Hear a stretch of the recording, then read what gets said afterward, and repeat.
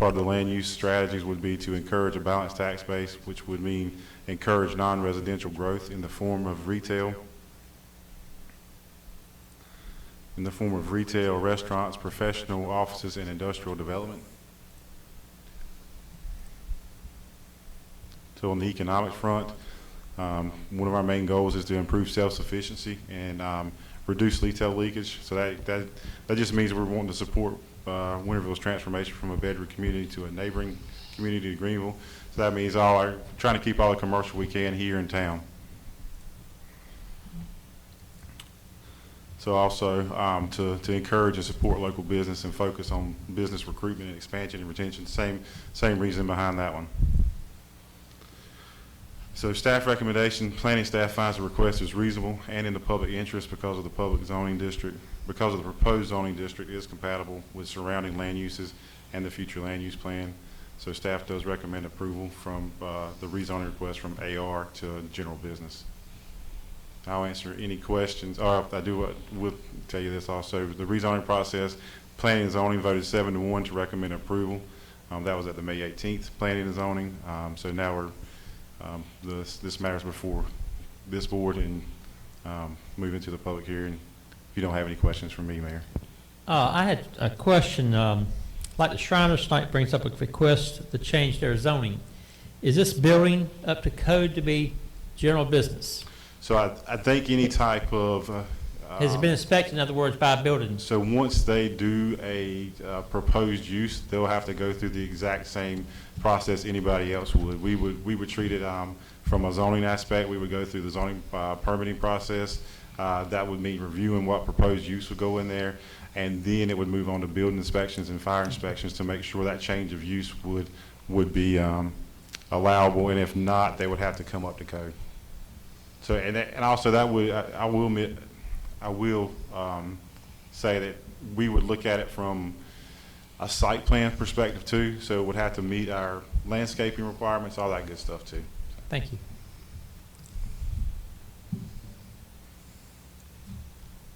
Any further questions? This is a public hearing. Anyone that would like to speak in favor or have any written comments on this?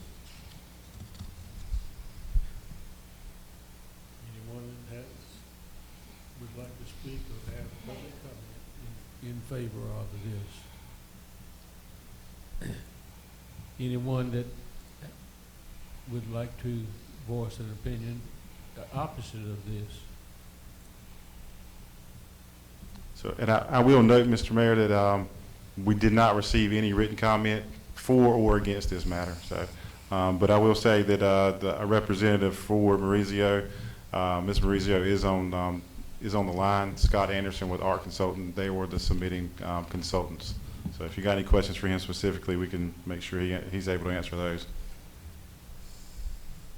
To make sure it's clear in my mind, this is the building that the rural fire department used at one point. Is that correct? Yes, sir. Okay. All right. With no one that would like to speak, we'll close the public hearing. What's the board's pleasure? I make a motion that we accept it. Second. We have a motion and a second for approval. Mayor, if I could just restate, Councilman Hines moved to approve the rezoning. Councilman Moore seconded the motion. And if you're ready, I'll poll the board. Councilman Moore? Yes. Mayor Pro Tem Robertson? Yes. Councilman Smith? Yes. Councilman Moy? Yes. And Councilman Hines? Yes. Mayor, I believe you have all votes to approve said rezoning. The next is the public hearing with the Pitt County Shrine Club.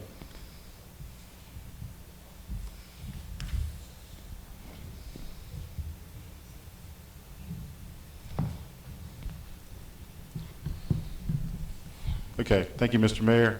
So moving on to the next agenda item is the public hearing for Pitt County Shrine Club rezoning request.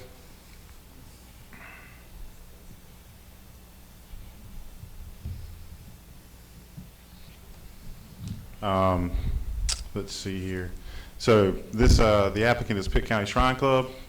This one, location is very familiar, right next to where we were just at with the Maurizio property, right down the street on Church Street. So that's right at the south of its intersection with Laureus Road, right at the intersection of Park. Parcel number is 73685, 2.99 acres, so just shy of 3 acres. This is currently zoned agricultural residential. Proposed zoning district is office and institutional with conditions involved in that, so it will be a conditional district. So this one is also in that current land use character area is a suburban residential, and we'll amend the upon approval, if it is approved, we would change the amend the future land use plan to be an institution in park. So the conditions I mentioned, so per the application from the Pitt County Shrine Club, the conditions for the zoning district would be the following: to operate as a fraternal organization, which is the Pitt County Shrine Club, to use the facility for fraternal meetings and fundraising efforts to support the Shriners Hospital for Children, which would be a fraternal civic organization use. The next one would be to allow the facility to be rented to the public primarily for wedding receptions on Saturdays and Sundays, so the weekends, and business meetings and luncheons during the week in their assembly hall. Public rentals would not begin before 8 and would end by 11. The adjacent property owners were mailed notification of this public hearing on July 29th. Notification was posted on this site in May, on May 8th to be exact, before the planning and zoning meeting.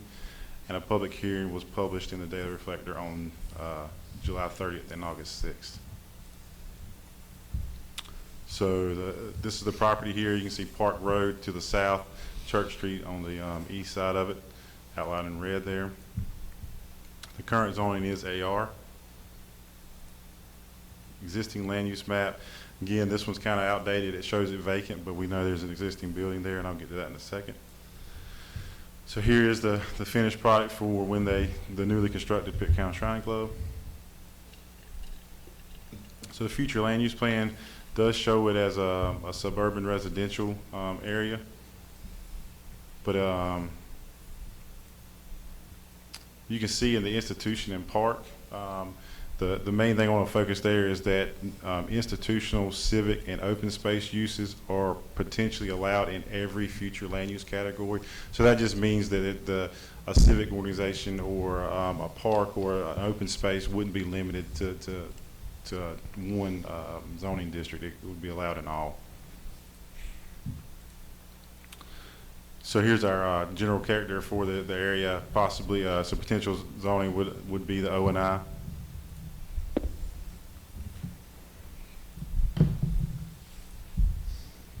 So going to our impacts and policy analysis. So maintain improved neighborhood character. So identify character areas that make Winterville unique. So Pitt County Shrine Club has obviously been a part of Winterville for a long time. So I think that is something that people associate Winterville with. So we want to try to, highlight that when we can, so it does make Winterville unique. So planning staff does find this request is reasonable and the public interest because of the proposed zoning district is compatible with surrounding land uses and the future land use plan.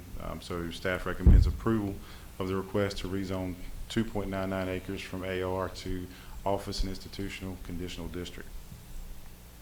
Planning and Zoning Board unanimously recommended approval to Town Council at the last Planning and Zoning meeting. And so now we're at the public hearing. So I'll answer any questions you guys have. Pitt County Shrine Club does have a representative with us, Mr. Bobby Padgett.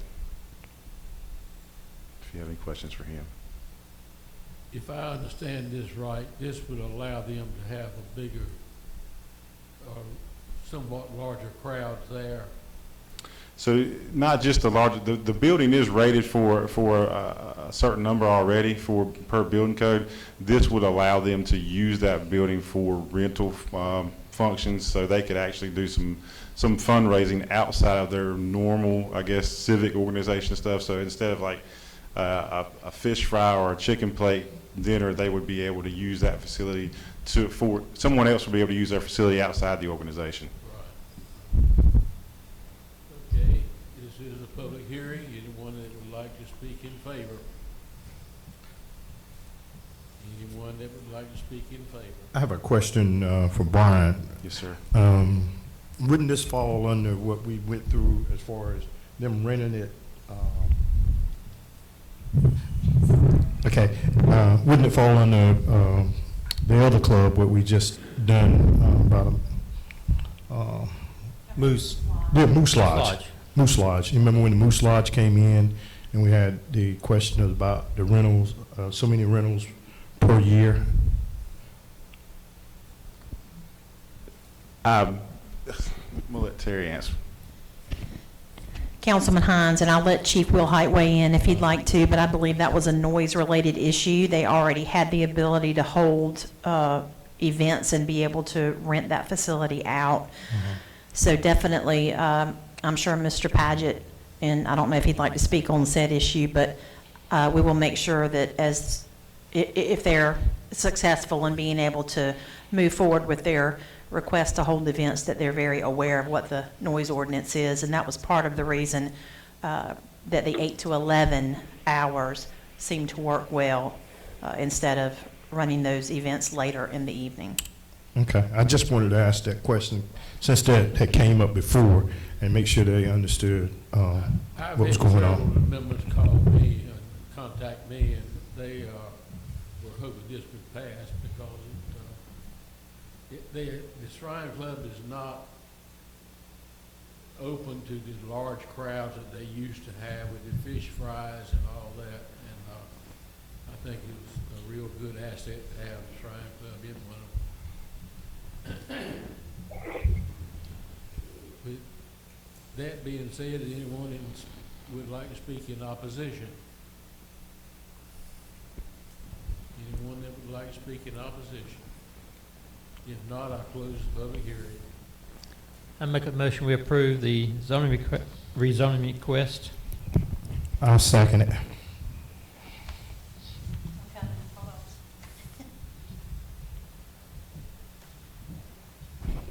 Mayor, I believe Councilman Moore made motion to approve the rezoning request, seconded by Councilman Hines. And if the board's ready, I'll poll the board. Councilman Moore? Yes. Mayor Pro Tem Robertson? Yes. Councilman Smith? Yes. Councilman Moy? Yes. And Councilman Hines? Yes. I believe that was a vote all in favor of approving said rezoning. And with that, I'd like to ask Keene just to remind the council and the listening public of something. Keene, who's talking about? We do have to have a motion, I believe, don't we? Or do we? Can you hear me? Do we have a motion to approve? Mayor, it was approved. It was voted on already. Okay, all right. Councilman Moy, could you hold 1 second? Can you hear me? Yes. Thank you. Is my mic on? Can you hear me okay? I'll speak up. What I'd like to remind you is one issue that we talked about back in June with this. Remember, this is a 24-hour period where the public has a chance to tender any further comments. So your vote tonight basically conditional upon receipt of any further comment. If we have further comment, Ms. Parker will provide those to you and we'll go from there. If there's no further comment, then after the 24-hour period, the matter's approved. Just want to remind you of that. Thank you. So again, for anyone that might not have heard that, we will treat these public hearings with the same 24-hour comment period, which will start at the conclusion of tonight's meeting for 24 hours for anyone else who would like to submit a comment with respect to either one of these public hearings. If staff does receive any comments on either of the public hearings, then what staff will do is get back in touch with council about reconvening to discuss those comments. But as it stands currently, the council voted unanimously to approve both rezonings. It seems like that side of the road is becoming more office and school. Zoning on that side of the road, on that side of Church Street, seems like one side is pretty much residential, and the other side is general business. Well, what we're starting to see more business activity take place, definitely. And right now we're approving it parcel by parcel. basically, we're taking these rezoning requests as they come based off what the respective property owners want to do with the property. But what you'll see is that these requests are falling in line with the new land use plan and the future uses of those properties. So far, it's all working in conjunction with each other. I may not have said that as eloquently as Brian would have said it, but I believe so far we're moving in the right direction. These were AR, right? I believe both of them, I'm doing this,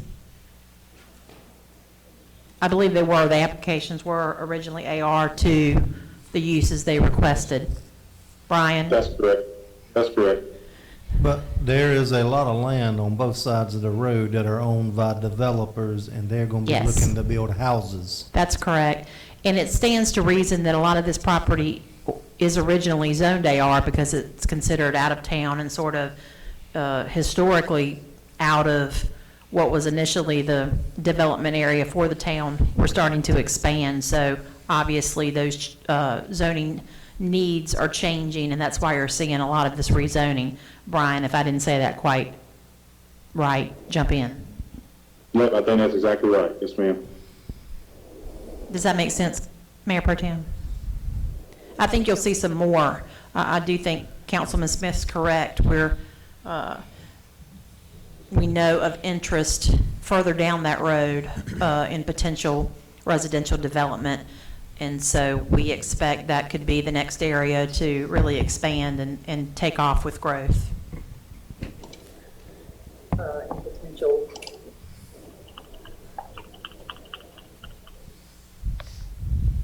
Okay.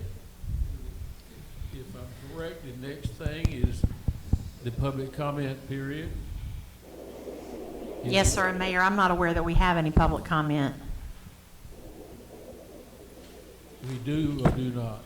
I don't think we had anyone sign up for public comment. You all have a copy of a comment at your seats related to a matter further down on the agenda. Right, yes. But that wasn't really submitted under the guise of the public comment process. Right. So we supplied copies of that for your use and consideration when we get to those two items on the agenda. I don't think we need to read this, our policy. I will leave it up to council whether you want to do that or not. Okay, item number 7 is the consent agenda. I make a motion to approve the consent agenda. Have a motion and a second to approve the consent agenda. Mayor, I'll pull the board if they're ready. We had motion to approve the consent agenda as presented by Councilman Moore, seconded by Mayor Pro Tem Robertson. So, Councilman Moore? Yes. Mayor Pro Tem Robertson? Yes. Councilman Smith? Yes. Councilman Moy? Yes. Councilman Hines? Yes. Mayor, council members, I believe we have unanimous consideration in the affirmative on the consent agenda. Okay, moving right along. Item number 9 is old business. Item number 1 is draft anti-racism message. Mayor, members of the council, as just a recap, in our June meeting, council discussed, and I do believe we have Pastor Darren Carmen with us tonight via telephone. We discussed a request to, I'll say, paint or erect an anti-racism message on a portion of Railroad Street. Council discussed the item at length and then opted to table it till this meeting in an effort to allow Councilman Hines, Mayor Pro Tem Robertson, and Pastor Carmen to get together, discuss the issue, and as I understand it, there may be a recommendation. But with that said, I'll turn it over to Mayor Pro Tem Robertson. Again, I do believe we have Pastor Carmen with us this evening via telephone.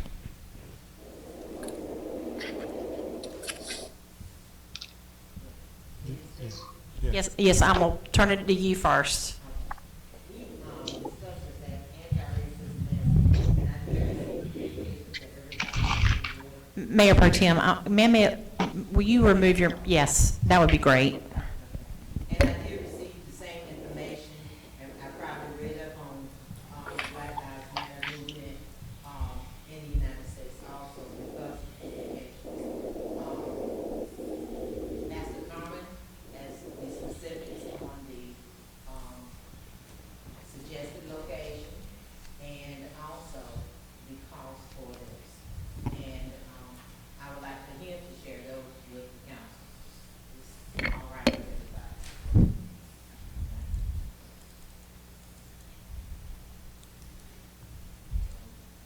let's see, Pastor Carmen, I'm asking you to unmute.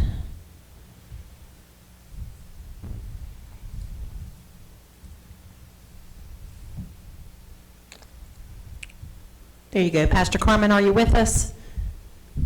Yes, I am. Good evening. How are you? I'm great. I hope you all are. We are, and you have the floor. Okay, I didn't hear what Ms. Robinson said. It's a bit difficult hearing everybody actually on this end. And so could you kind of bring me up to speed? I just introduced you. Pastor Carmen, Mayor Pro Tem introduced you and asked that you give an update on the progress to date. Okay. All right. Yes, last meeting I requested that we were be able to erect a mural with that anti-racism message, and I was told that it would be better for me to get more information in regard to that. And so I have gotten that, and I have been in contact with Mr. Hines and Ms. Robinson, and we have discussed it. And so I do have the prices. I do have location, and that location being Hillcrest Park, because I don't think that there would be a conflict of interest as it relates to anyone, facing that road, which is actually Carmen Street. And so that would be the location. We're looking at a mural on the street, and we're looking at a mural in the form of like a sign. And so I have the prices for that. If anybody desires that, I can give that also. And so that's where we are. If there are any questions, I would love to answer those. Pastor Carmen, if I could just recap really quickly for anyone listening in who did not hear that. I believe that the outcome of the meeting between Mayor Pro Tem Robertson, Councilman Hines, and you were to bring forth a recommendation to install, I'll call it install, mural, for lack of a better word, on the street entrance into Hillcrest Park. Is that correct? Correct. And that actual message, would it say something along the lines of people against racism, or was the message decided upon? Yeah, we talked about Black Lives Matter. We talked about people against racism. I think Black Lives Matter is a fitting one because, to me, it gins up hope, to the black community and those who are marginalized. It gives opportunity for Winterville to stand on the side of the marginalized, being a diverse community. And so I feel like that would be appropriate, and I feel it would be fitting. Another thing I want to add to that is some would suggest that Black Lives Matter has a problematic organization. And one of the things I want to say with that is people are confusing and conflating two things. Black Lives Matter was a movement before it ever became an organization. And so that's one thing that we need to understand. And so as far as the organization, I really don't know much about the organization. I don't know them. I don't support them. When I say Black Lives Matter, it's a statement that Black Lives Matter.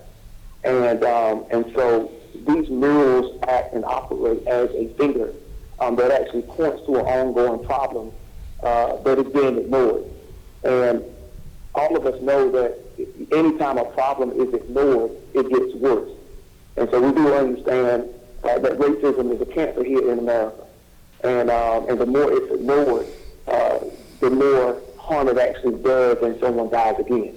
And so this is just one way of pointing at it and keeping the finger pointing at something that tends to be ignored or swept under the rug. Second thing I like to say about that is, again, it offers a sense of hope. It says to the community that are marginalized that Winterville gets it, that Winterville actually hears us.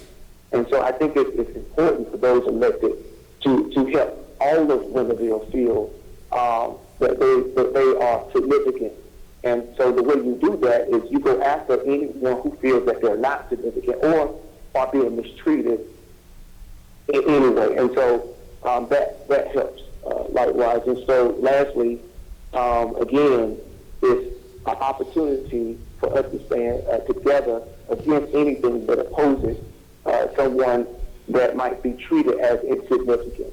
And so the mural is actually two parts. It's one on the street, and then there's a sign part, and that is what Mr. Hines has actually talked about the last time.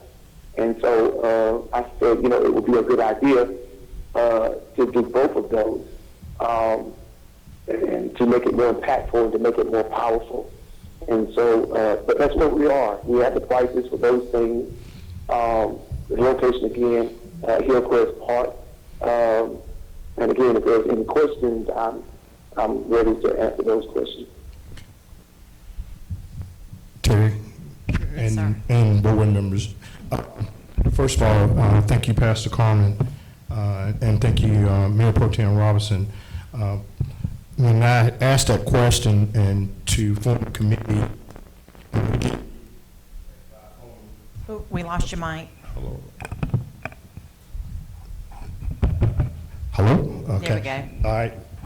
Keep following up. We did meet by phone. We did have a discussion by phone, and Pastor Carmen, pretty much he did all the legwork. He came up with the new location that was totally his idea, and when he presented it to me, and I liked the idea over there, Hillcrest.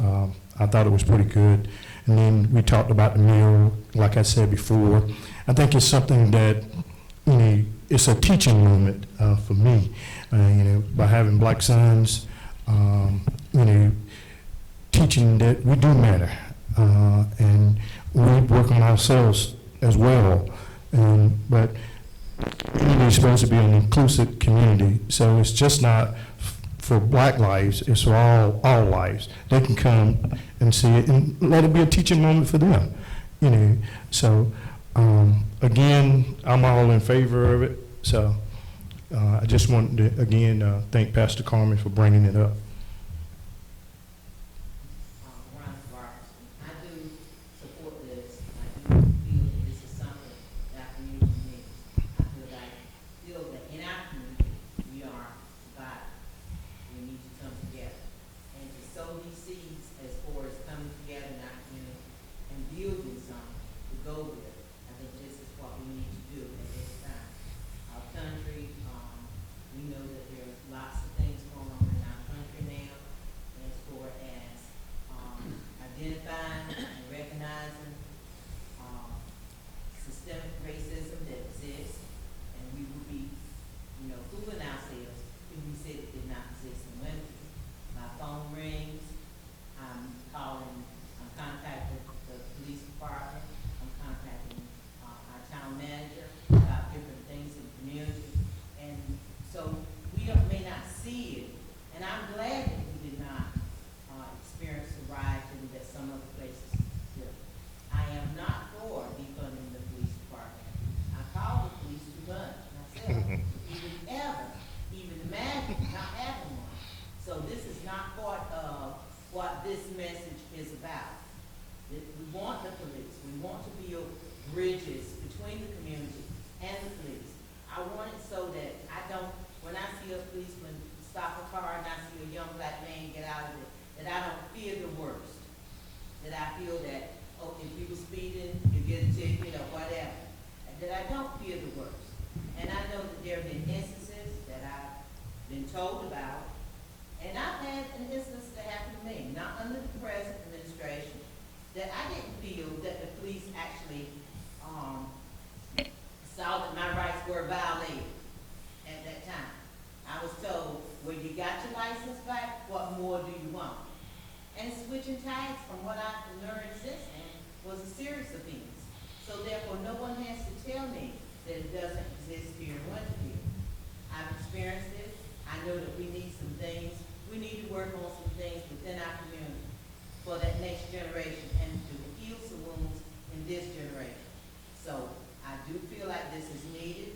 I like to see us come together and support this and look at it as a way of building bridges in the community, building more sensitivity as to what happens.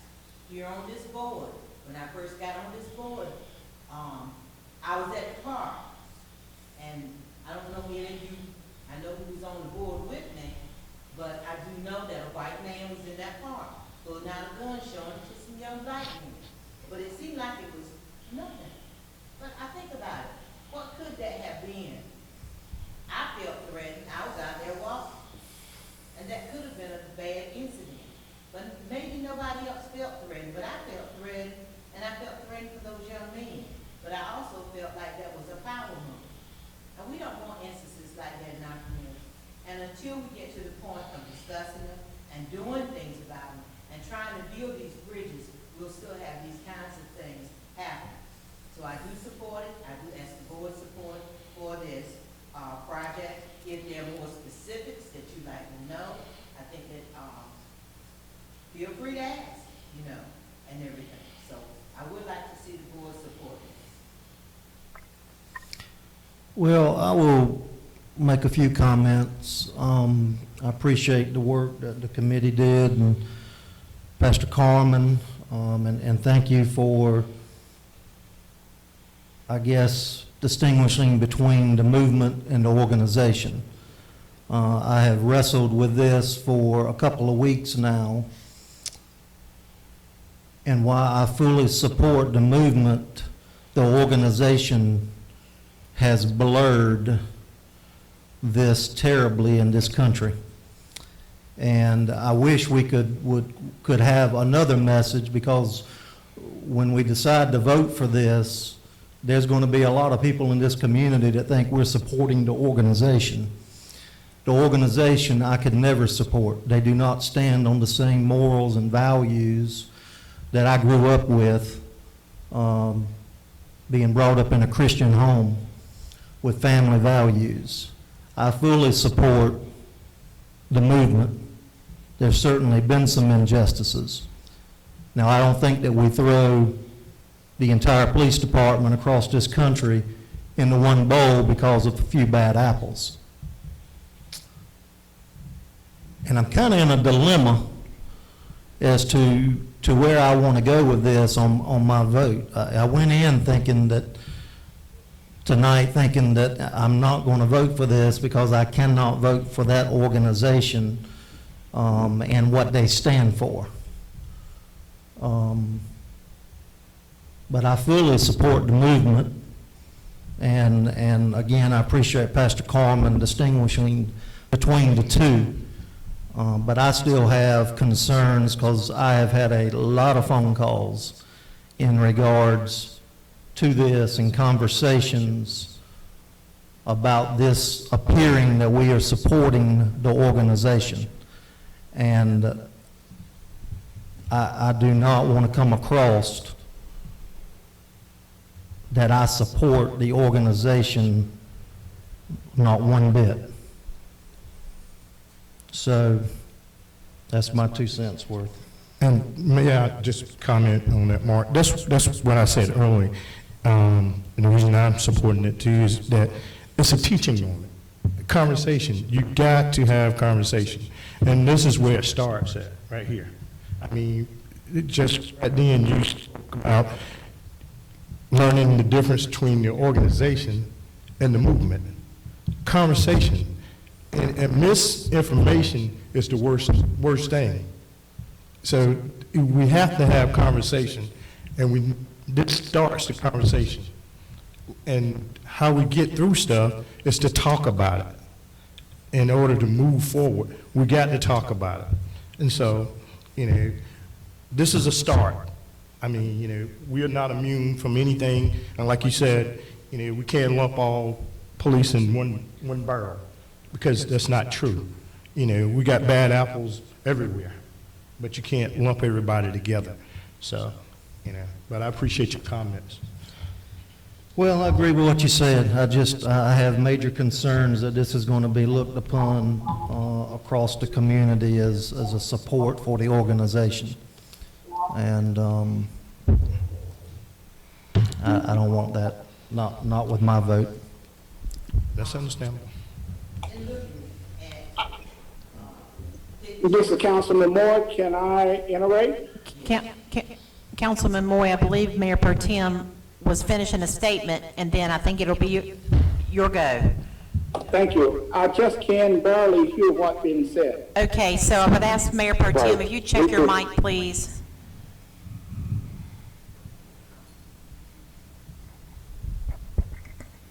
There we go. in looking at our town symbols and things, and I shared this with Pastor Carmen, that symbol right up there, Winterville, we serve, we govern, we grow together. In that original piece of tapestry that was there, if I remember correctly, those hands showed a multiracial community. If I'm not mistaken, Mayor? That is correct. It had I think it was a brown head. It did. But, you know, we have that symbol there. And I'm thinking that this mural would have pictures that depict a united community, you know, that would be symbolic of that in it. Like Mark, I got a lot of communications about Black Lives Matter. I went on the internet, I searched, I wanted to read about it too, because I didn't know all these things either. And so therefore, as far as it being part of that national organization, no, this has nothing to do with that. And yield to Mr. Moore. Councilman Moy. Yes, I just want to say that I agree with all that I could hear and understand what has been said. I also would like to know if this is approved, and I do support only if we have contacted the community, the area where we are speaking of placing this at. Now, we are talking about only just having approved by the town board and from Mr. Commons himself and his organization. I would think his organization or his recommendation. But how much support that we have in our community, in our town, I haven't heard that much of a feedback. But the ones that I have talked to and asked them about, they fully support that. They think it would be an awesome and fantastic idea to have something like that, especially for our youth, for our next generation coming up, so they can take pride in something in our community. So yes, I do support it, but yet and still, I do believe that the community in the area where we're speaking of to place this at, if it does pass, that they will be notified before everything has been finalized.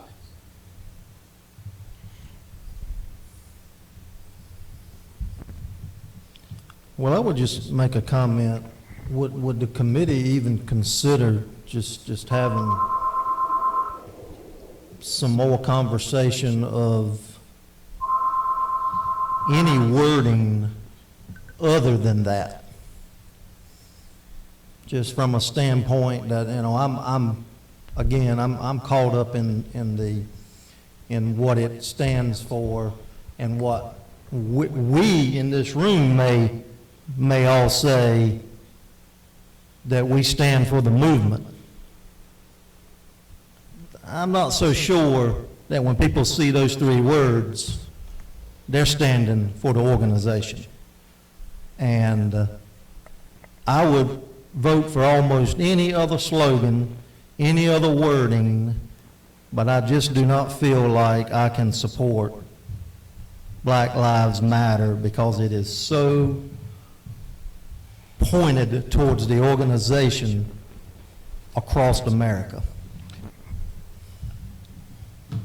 That's just, And again, I hear what you're saying, but I don't think it's more, and I think it's more, people get it twisted because it says Black Lives Matters, and they say all lives matter, and we all know all lives matter, but this is specifically saying black lives because the injustice that we've seen.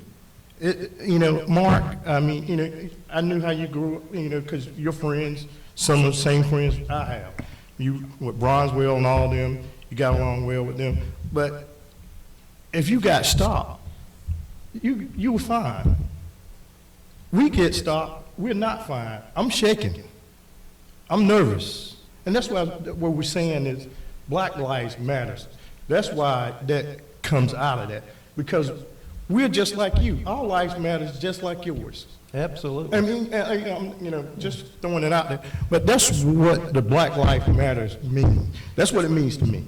That's what I'm teaching my son. I had an incident with my oldest son. Never have a problem. He went down a one-way street, made a bad turn. The officer saw him, got at him, shook him up so bad, he didn't know what to do. But we had an officer that stayed beside us, knew my son, and he took care of it for us. But that shouldn't have happened. It should have been, son, you made him, but he shook him up so bad, he didn't know what to do. Even with me, yes, I live in a nice neighborhood, you know, but it doesn't make any difference.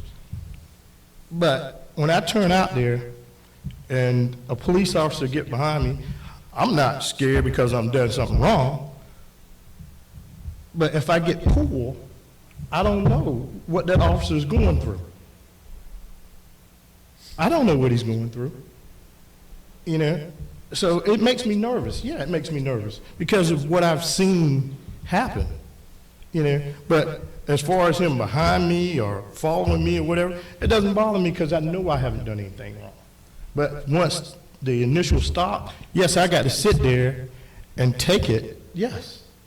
And be, I say, obedient, yes, and because I am. And that's what I'm teaching them. Just listen, because I'd rather for you to take it and come home to me and to be disobedient and not come home to me. And so those are the conversations that we're having. We're having. You know, I'm pretty sure you had the same conversation with your sons to be obedient. But it's doubly hard for us because we still can tell our sons and daughters to be obedient and things can go south. You know, but that's the reason I said that slogan for me, it means a lot. And, you know, I had wrestled with it too, believe me. I wrestled with it too, but at the end of the day, I understand what it means. And I don't disagree with that. Right. I'm sure you understand it Yeah, I better than I do. Right. But, you know, you also have to understand that we have the side of the community that sees it the same way that I'm expressing to you. Right. That we see it. Right. And again, that's why the conversation. And see, that's the elephant in the room. Race is the elephant in the room. No one wants to talk about it. And we side-skirt it, but you got to talk about it. That's the only way we can put this stuff behind us. You got to talk about it. And yeah, it's going to hurt some feelings. I mean, and it's going to bring some resentment and everything else. But, you know, we got to get through it. We got to get through it. Just like last week, bless your heart, that pit bull thing, Terry, I know you're tired of hearing me say about it. Yes, ma'am. Because between her and the police chief, we've been talking about these pit bulls in North Winterville. The comment was made that if it had been in the other part of town, they would have gotten the Ms. Terry, I dogs, would like to say something. you know. And Okay. I'm constantly bombarded with comments like that. Picking up the leaves in the trees and stuff, same thing. You start on that end and you work this way. Why don't they ever start on our end and work that way? You know? So these are comments being made, and you know, just like I found out early, being, you know, because I was getting complaints and the trucks were down. That's why I couldn't get, none of it was getting picked up. But that was the way that person felt. So when I told them what being told me, you know, that was all right, and then I noticed that it was posted on the Facebook page, I think, that the trucks were down and that's why the leaves weren't getting picked up. It's easy for people to get the wrong impression here in town about some things, but they feel that way. That's the way that they feel. They feel that they are being treated differently than others. I do think that Pastor Carmen would entertain another slogan. Mayor Pro Tem, I believe Pastor Carmen would like to speak. Pastor, are you there? Yes, I am. I would like to respond to some of the things that I've heard. I've not heard everything. It's still a bit choppy. But I heard someone say they would like to know what support we have. We have the support from the Ministerial Alliance, which is an accumulation of churches in Winterville, North Carolina. We have the support of the United Social Club. We have People Against Racism, Secono Mentoring, WWV, which is Women Without Violence. We have the support of Winterville Concerned Citizens. We have the support of other churches. We have the support of former Captain Hardy. We have the support Bishop Jones, Bishop Parker, Bishop Earl. We have a lot of support from the people who are actually engaged in these type of things, basically on an ongoing basis. And so when you start talking about pastors and things of that nature, we preach against hate in whatever form it shows up. We're constantly preaching love. So this is what we do. Myself, we're community oriented. We're there for everybody. We have different races in my church.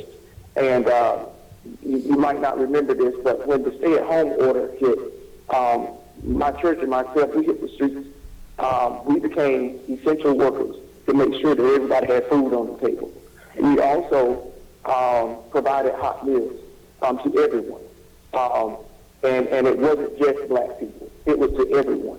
And so we're here for everybody, and we're always on the front line being a part of the solution and not the problem. What I'm doing tonight is still yet what I'm used to doing, being a part of the solution and not the problem. There is a problem. There is a problem, and I'm surprised that we're stuck. There is a problem. And I don't think it really matters what we put on that road or what we say. Somebody's still going to have a problem with it. But for the key people that are actually concerned about this and that are actually doing something about it, we have their support. We have their support. And so, but we can't, nothing that you do, and I know that the council members know this, you'll always get the approval of everybody. You know, you're always going to have something that happen, especially in a situation like this, when people do not understand the pain that we as black people feel in the black community, worrying about our sons when they're playing outside. You will never understand that pain. You will never understand that while they drive and when they're gone, we're concerned about them making it back. You will never understand that pain. Never understand that pain. But it is painful. It is painful. We have to have conversations with our kids about what to do if you get pulled over. We have to have these conversations because we're fearful that they might lose their lives. We have to have conversations at the black table that white people might not have to have. And it's just a reality. And that's the reason why we're speaking to this. We wish that you all will speak with us and stand with us. As that hand on the seal of Winterville, the black hand, the white hand, shaking one another, we wish that could happen. We wish that could happen. We wish that we wouldn't be resisted. And so it doesn't matter, I don't think, what we say. It's always going to be someone who conflates what we say, tries to change it, make it something that it's not. Here you have black people dying at alarming rates. And the only thing, the request is to put Black Lives Matter. That's it. It's a statement. Why can't we say Black Lives Matter? It's a statement. It's a statement. It's not a game. It's not a cult. It's a statement. Why can't we say that? What is the problem with us saying Black Lives Matter? You have people, if someone wears a shirt that says Black Lives Matter, you have people that will start contending and arguing with them. Why? Not because of an organization. It's because of the fact that they have that on their shirt, and people understand that that is an anti-racism message. I have a shirt, I have a silent protest every single day. and I wear a shirt that says, "We can't breathe," 846. And just the other day, I was in Dick's Sporting Goods, and an older white lady had no mask on in the store. There was 3 of them. And she sarcastically said, "Well, it looks like they can breathe just fine to me." This is what we have to go through. I didn't bother that lady. She wanted to be sarcastic because she knew that this is an anti-racism message. She knew that. And this is what we go through. We go through this on an everyday basis. And see, so the reason of these murals is to point a finger at what people keep ignoring. Because people will never quit what they won't admit. And so we must say something. And we must point at it. Why is it that myself as a pastor fight for everybody else? Everybody else. Everybody else. But then when we try to fight for ourselves, it's problematic. We can't agree on something simple. It's problematic. I don't care what we do for the community. I don't care how much we do for the community. I am still a black man at the end of the day. And I am still subject to systemic racism, and that every black home has been impacted by in some way or another. And then if we manage to survive systemic racism, then others look at us like we ought to be thankful that we made it. This is the America that we live in. This is the America that we wake up in every single day, worried about our lives, worried about our kids' lives, wanting them to be safe. And all we have done, we have not asked for any special treatment. We've asked for equal treatment. We've asked that America will honor what it says, justice and liberty for all. And that's the reason why these anti-racism messages have been going up all over the world. Because people want to be in the conversation. What we're asking tonight is that Winterville be a part of the conversation. That Winterville uphold justice and liberty for all. I am not anti-police. I don't believe that this is just a policing problem. America has a racism problem. And anybody that tries to stand up and say it's racist are often shut down or taken through a bunch of hoops for nothing. When all we're saying is Black Lives Matter. That's it. Why can't I say that? What is the problem? Why can't I wear it on my shirt? Why can't we put it on? What is the problem when we're trying to save our sons' lives? When we're trying to carry that message, when we're trying to wake people up, when we're trying to get our white friends to join with us, when we're trying to get Winterville to stand in solidarity with us. And so we're with you all, because we are all in this together, and we're always better together. And to do it to one of you all is to do it to all of us. It doesn't matter what color you are. You live in Winterville too. You are a citizen too. You have rights also. And so if you are being oppressed, it is all of our job to lift that burden, to help you make it, to help you live. And so the request tonight is not a big request. The work we have taken on ourselves. We have just asked for approval. That's it. And as far as asking somebody else, we have asked everybody.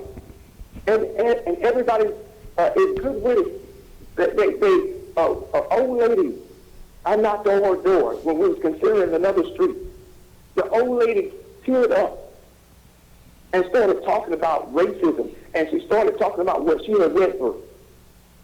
And although she said, I thought I would never see a lot of the stuff that has come back on us, she said it's a breath of fresh air for you to be doing what you're doing.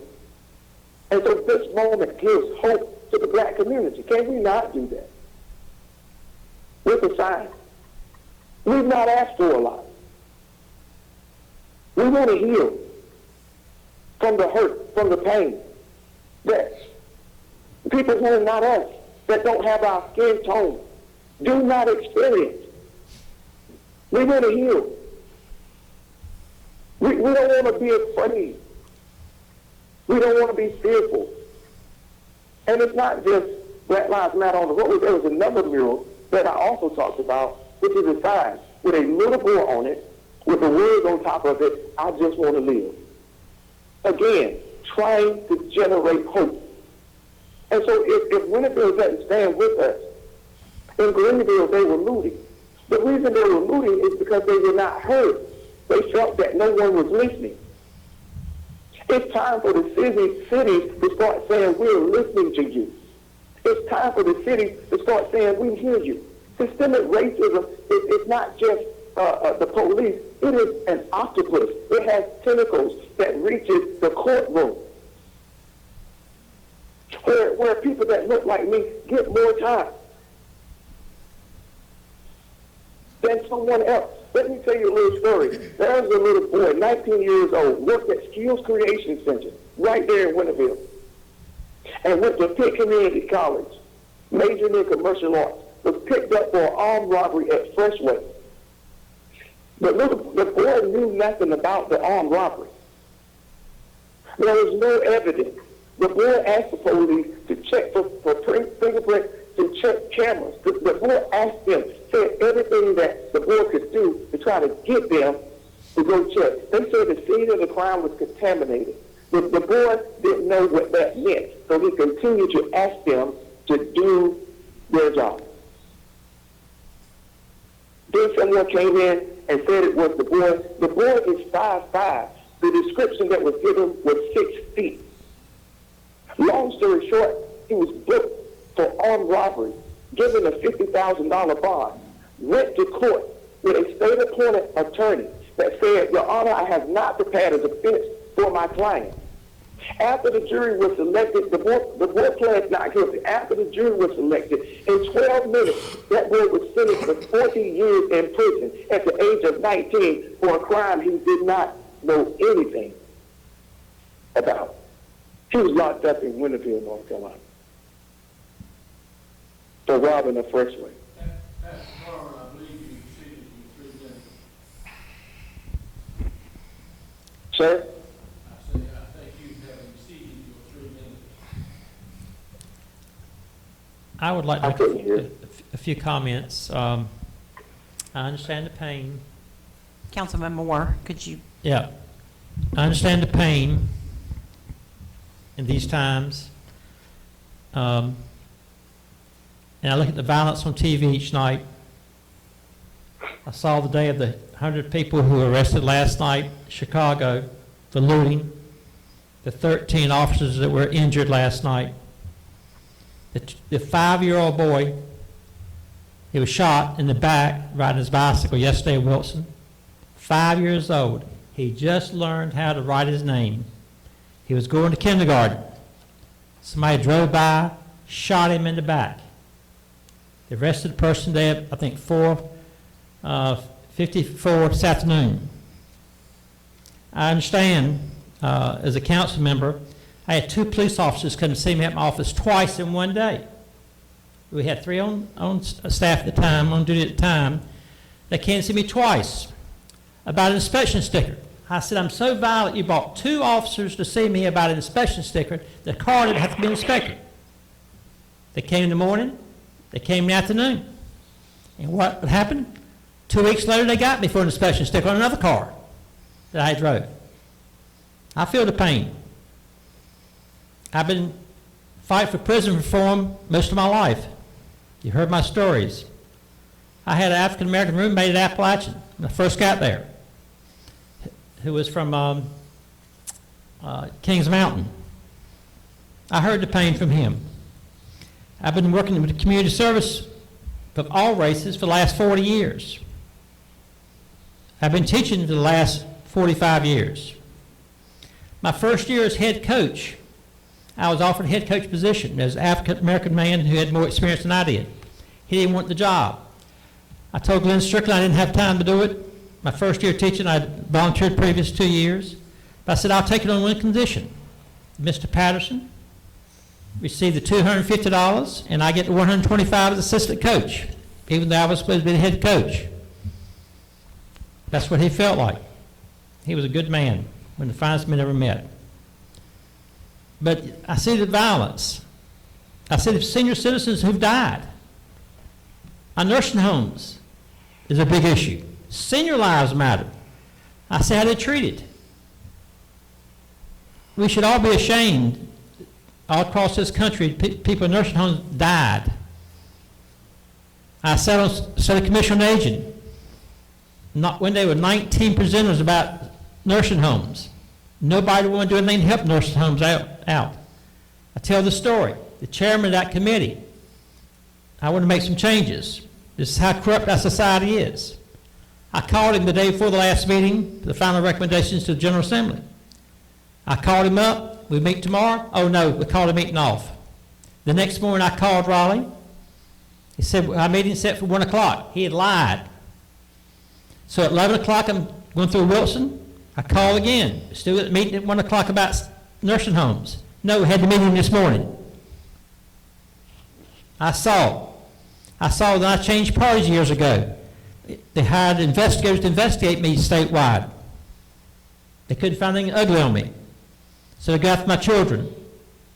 That's what happens. Anytime you're in politics, they go after your children. They can't get you, they can get your children. So I understand your pain. You're right.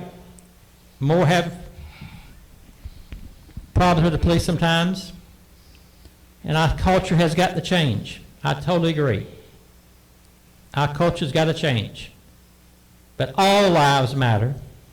And as a Christian, since I was 8 years old, I pride myself in treating everyone fairly. Try to reach out to each person that I can. This is a tough time for all of us. This virus has made us a humbling community. I don't know anybody who's died personally. I know people have died. Thousands have died. It's a terrible time. But I wish we could heal this country. Violence does not heal us. As Martin Luther King said, don't judge me by the color of my skin, but by my character.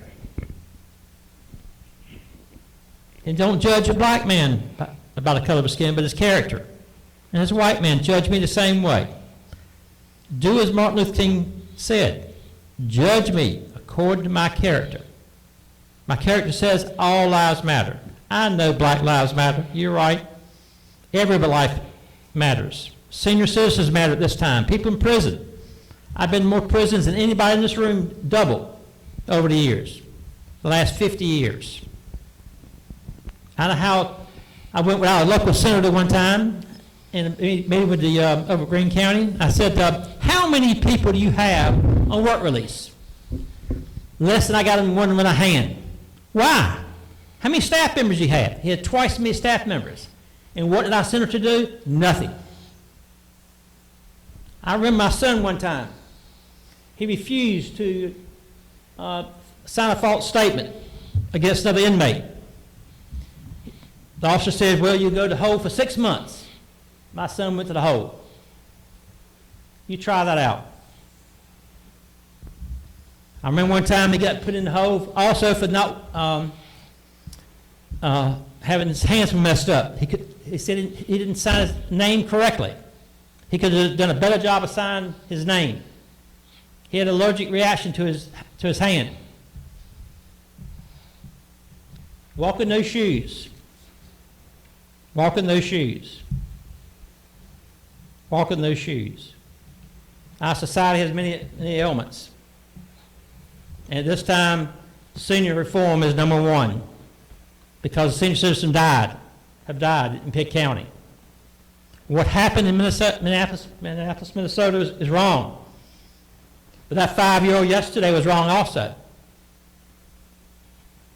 A little 5-year-old boy. My granddaughter's 4.5 years old. She starts school this week. I can't imagine what the families are going through. And I know black families have it all happen all the time. My heart goes out to all families who have children. I'm proud of the 5,000 plus children I've taught as of 1992. I will continue to do whatever I can for everybody coming to that door. And people come to my door all the time, asking. And I thank God you've given me the ability to help other people. I've always said my only purpose on this earth is to serve the Lord, and that's it. And serving the Lord, I'm not anti-Christian. It's not just black matters, lives matter, it's all lives matter. Thank you for listening to me, an emotional time for me. Each of us has different shoes, different sizes, but we all need to do a better job of what we do, of serving everyone, in and out of the churches. Thank you.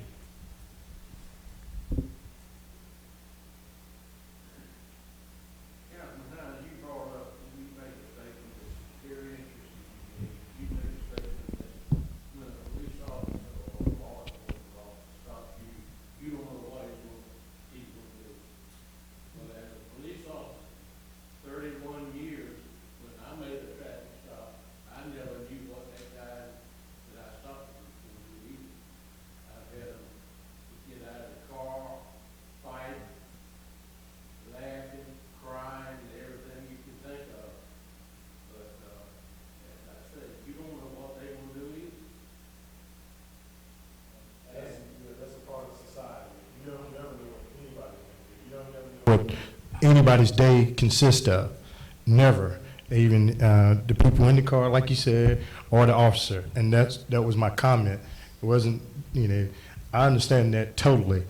But again, my comment was just made to reflect on what we go through as a black male.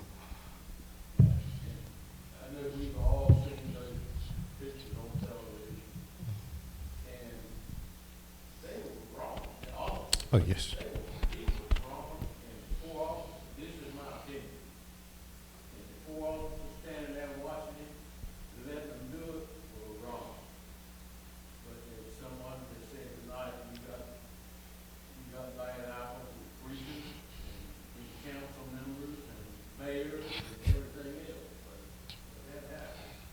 And, Reverend Carmen, I've, been to several of your meetings that you have over the convention center. You have a large crowd there. Yeah, I don't think it's on. I didn't touch it, and it just went off by itself. It does time out. Pastor Carmen, Mayor Jackson is speaking to you, and he has stated that he's been to several of your events. Mayor, take it away. Okay, I'll start all over then. Reverend Carmen, I've been to several of your meetings you've had at the convention center. You have a large crowd, and it's a great meeting that you have, and you do great works in this little church that you're in behind W.H. Robinson School here, and I commend you for it.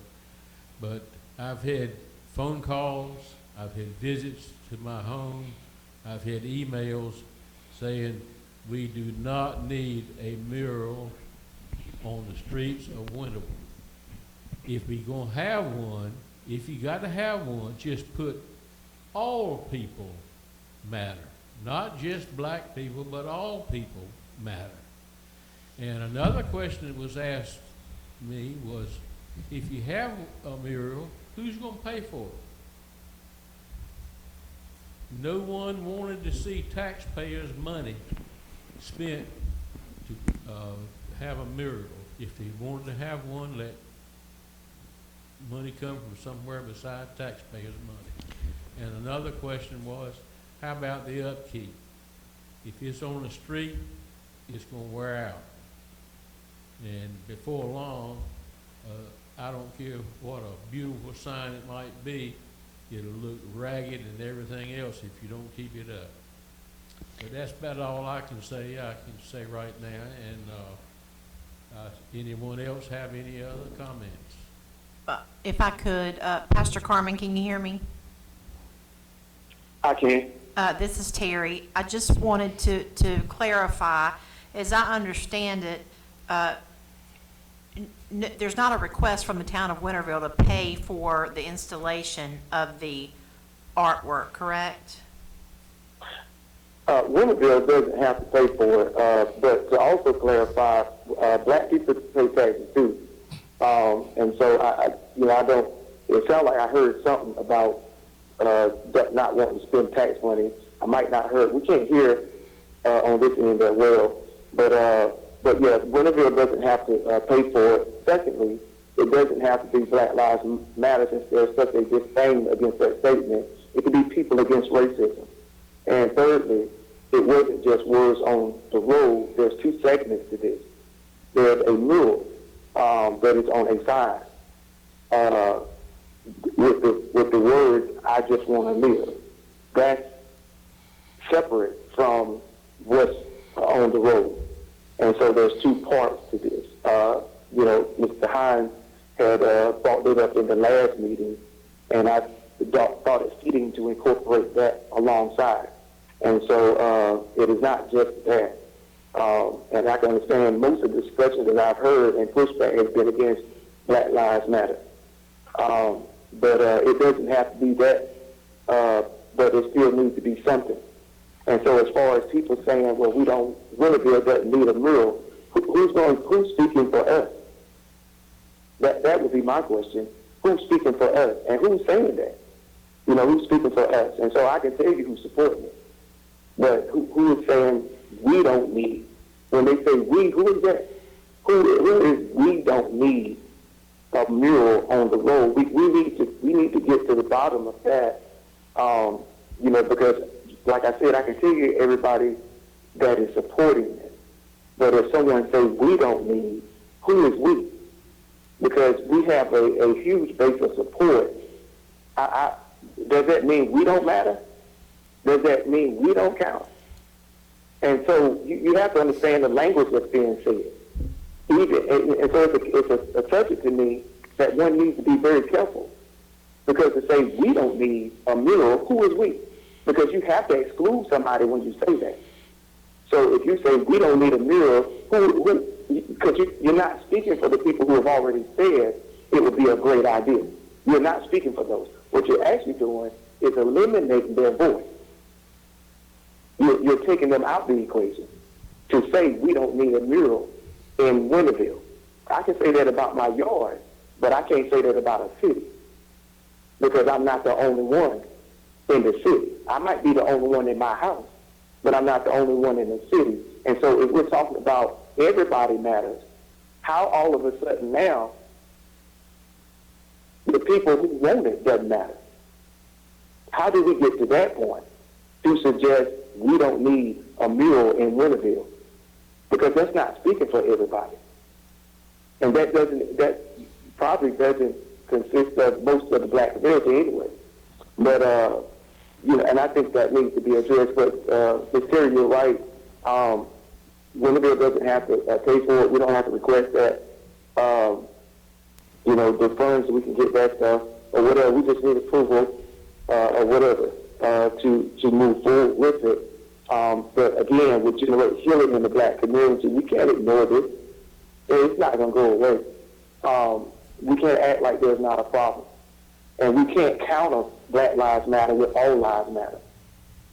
Because if all lives matter, George Floyd wouldn't have died, Breonna Taylor wouldn't have died. Tamir Rice, 14 years old, wouldn't have been killed. You have Trayvon Martin, he wouldn't have died.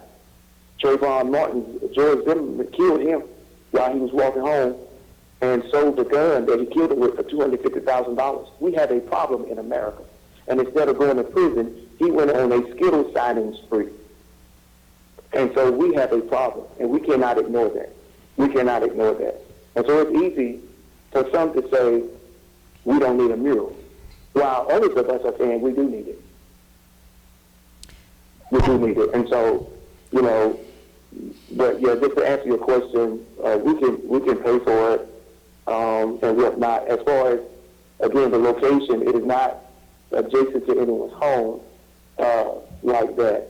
And so it is city property. It's a park that is heavily populated by black and brown people. Everybody goes there, but heavily populated because it's right beside, it's in a predominantly just about black neighborhood. And so, but yeah, that's where it is. That was where I felt we would get any kickback. But it seems we haven't even got to that yet. And we're complaining about the Black Lives Matter, just that statement alone. But yeah, you're right. All lives do matter to some. is to the people that take black lives unjustly, that all lives do not matter. And that's why we must say Black Lives Matter. And so that's why we say that. Pastor Carmen, I was just trying to clarify the request and also the sign or the mural that will be tantamount to a sign. That would be also in Hillcrest Park as well, in the same location, correct? Correct. Yes, ma'am. Okay, I just wanted to be sure we were all on the same page. Thank you very much. Thank you.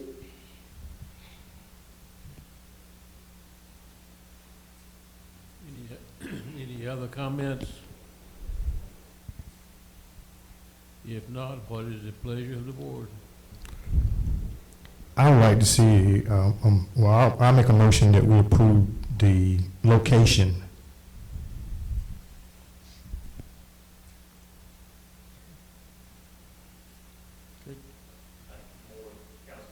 Councilman Moy, you're muted. If you would unmute yourself. Sorry, I didn't want you to be talking and not realize it. We do have a Okay. second. Can you hear me now? Yes, sir, we sure can. Okay. Okay, anyone second that? No, sir. I will second. Moore will second. Okay, if I understand, we have a motion to approve the location, Councilman Hines, Yes, which would be the road entering Hillcrest Park, correct. and seconded by Councilman Moy. Yes. And if the board's ready, I'll poll the board for the vote. Councilman Moore? Question. Oh, sorry. This means that, you know, because during the time that's being painted, traffic will need to be diverted or detoured or Yes, ma'am. something like that, that the town will offer cooperation as far as traffic and Of things course. like that. Absolutely. Because, you know, also we're going to have recreation there, and then, you know, Yes, might be ma'am. that parking may be limited. Yes, Make ma'am. sure that all of We'll make arrangements to the best of our ability to make sure that everyone's aware and can travel accordingly. Okay. That's Carmen Street. Yes, ma'am. Carmen Street. Carmen Street. Hillcrest. Got it.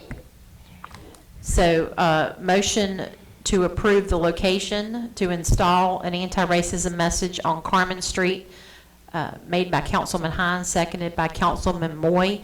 I'll poll the board. Councilman Moore, No. Mayor Pro Tem Robertson, Yes. Councilman Smith.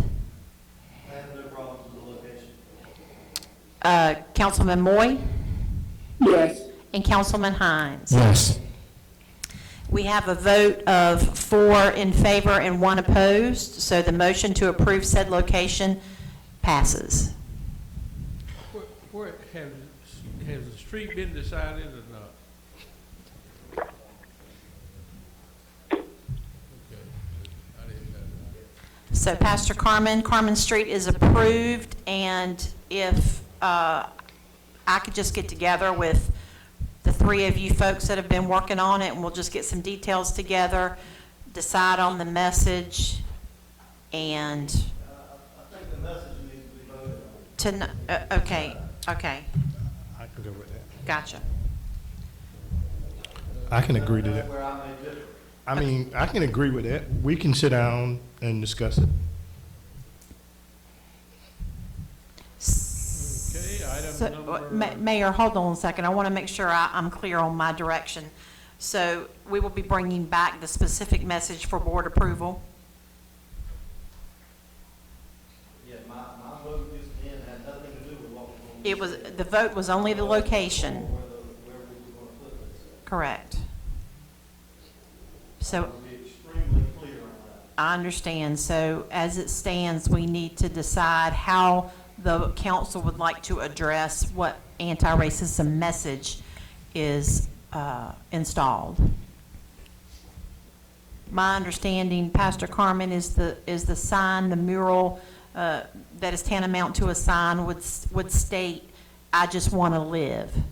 That's it. And That's so, it. okay, so the discussion, if no one has issue with the sign, it would be actually what the message is that's installed on the street.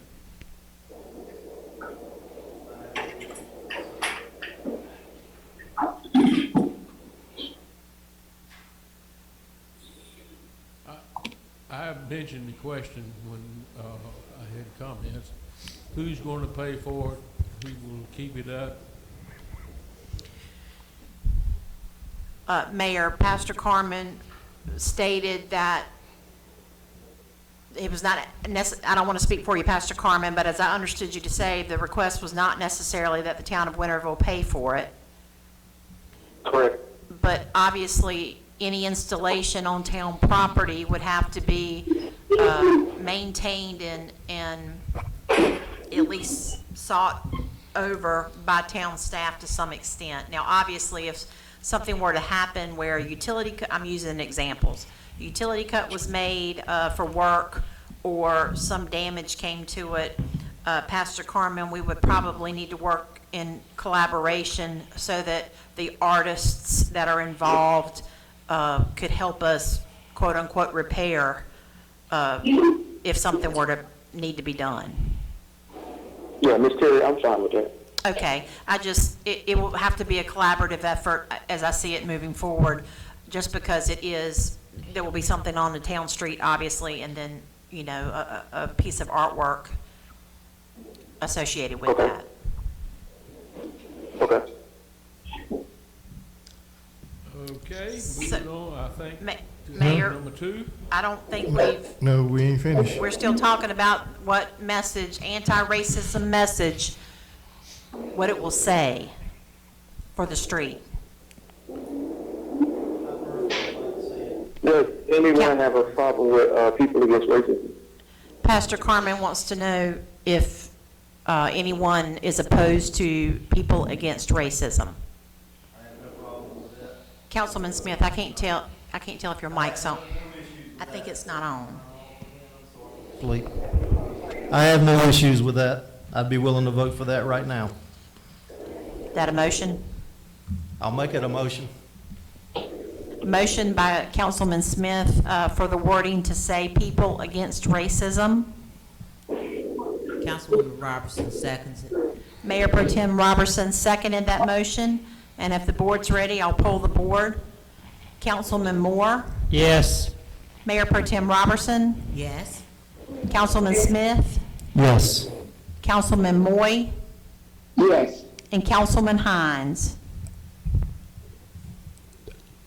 No, I can't, because, again, that's taken away from what the message is all about. But, I can't be wholeheartedly say I could vote for that, because it's taken away from what the true message means. But I'm glad it passed. So the motion for the message on Carmen Street to read "People Against Racism" passes 4 in favor and 1 against or 1 opposed. And the sign message will state, "I just want to live." Pastor Carmen, did you get all that? I did. Excellent. Thank you very much. Thank you.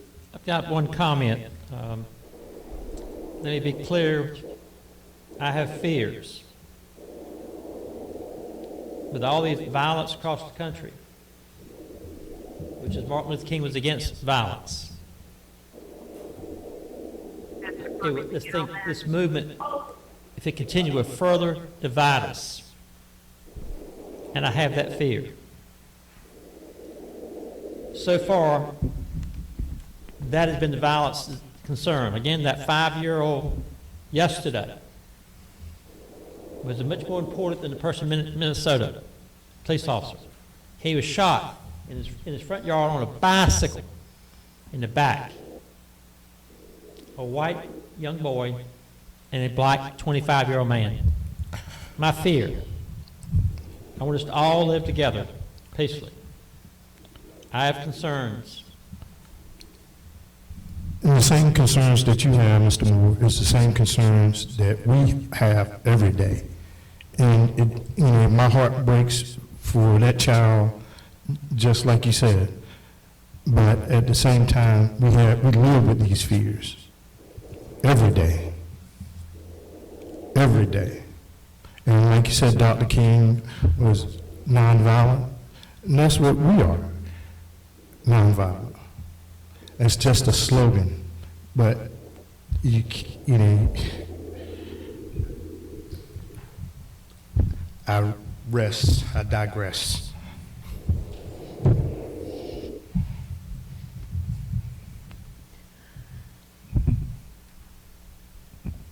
Okay, Mayor. Next item. Next item. Item number 2 is draft of Human Relations Council.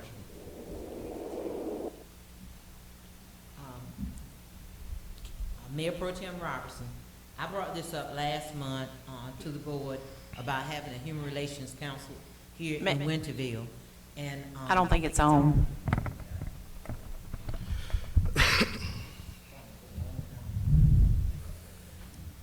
Mayor Pro Tem Robertson, I brought this idea to the council last month about establishing a Human Relations Council, which would be made up of a diverse group of citizens here in Winterville. And I saw the one in Greenville, and I saw some of the topics that they were discussing. One, they had a meeting on dialogue on race relations, dismantle racism, fair housing and tools, planting seeds to dismantle racism. They do the inclusive breakfast. I think it's in January, isn't it? The community inclusive breakfast. And I know at one point we had Mr. Henderson came before the council, and the council said that they would allot some funds to have an event in January around Martin Luther King's birthday. So this would be something that maybe we could do as part of the Human Relations Council. They also sponsor the Senior Citizens Christmas Luncheon in Greenville. I've attended it 2 years now. It's really nice, it's really big. They have a sister city program, and these are some of the things that I saw that Greenville's Human Relations Council was doing, and I felt that maybe we could look at some of their ideas and pull the ones that we feel fit our community, whether it was a thing on housing, whether it was a unity thing or whatever. But I do feel that we need this. I think that it would help to have an honest conversation. Like tonight, you know, I do thank my council members because the discussion was, you know, everybody got to express their opinions, their feelings in an honest and non-threatening environment. And it seems like, you know, no negativity was brought up if your ideas didn't agree. And I appreciate that. And I think that we need to promote that more in our community. And that's the reasoning behind the request to establish a Human Relations Council in Winterville. What would the makeup be?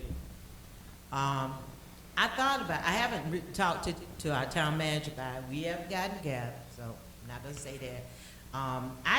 I started thinking about it, and I noticed that they had representatives from East Carolina and Pitt on their Human Relations Council. So I thought that maybe, I talked to Terry and we get together on it. But I thought that maybe it would be a good idea to maybe involve our high school students. We really feed to 3 high schools, or probably 4. But to make sure that that generation was represented on the board. Of course, we're gonna have African American, we're gonna have Caucasians, and reach out in our community to see can we pick out other groups, our Hispanic community, make sure that they're represented.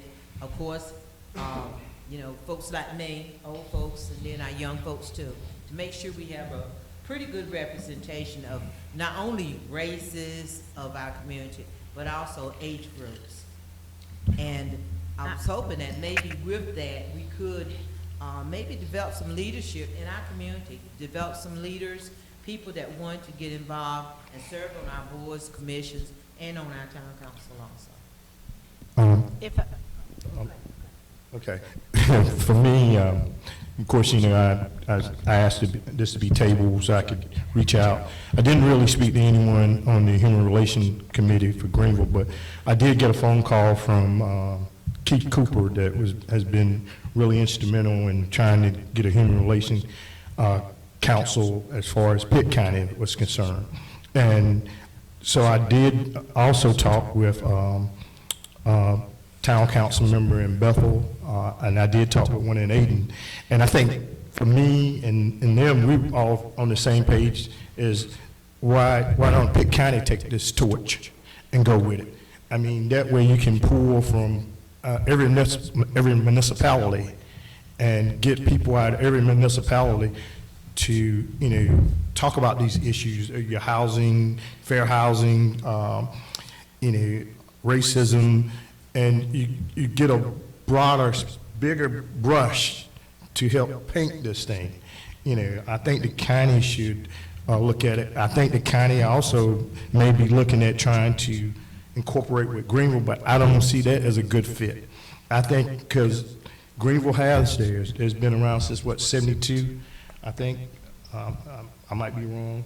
But I think the county needs it and let the municipalities, you know, because it's hard on a municipality to get people to serve on boards. I don't know, or do we have people beating down the door to serve on all boards? I wish I could say yes. Right. And so- Unfortunately, no. But, you know, and that's why I was saying that the county should take this thing. You know, I know we got a letter of endorsement from someone, and which was great, Congressman Butterfield. You know, I thought it was great, but at the same time, I just look at it as a bigger picture, as the county taking this and going with it. You know, and they will have more resources. That's the reason I said. Yeah, that's mine. Well, I guess I'm one of those little elves that don't mind doing. You know, I'm not. Right, I In essence, I know I'm not paid on the staff like, you know, some people, you know, are and that kind of thing. But this is something that's near and dear to my heart, and I don't mind putting in the effort that it takes to work with it. You bring up an idea, you should be willing to get down and dirty and work it. So that's where I'm coming from. I do think that if the county did it, it would be just like other things that we serve on in the county. We kind of get a little lost in it. I think that our concerns are specific to Winterville, and I think that we could bring more unity within Winterville by having our own Human Relations Council than if we did it on a county level. I don't have any objections to participate in a county Human Relations Council, but it has gone before the county also before it was voted down. And so therefore you are also looking at that. I would love for us to try it here in Winterville. You know, at the post office, people are someone came up to me and said, yeah, I'd like to be part of that. And it really made me feel good that they wanted to be part of it, but it also let me know that they saw the need for it.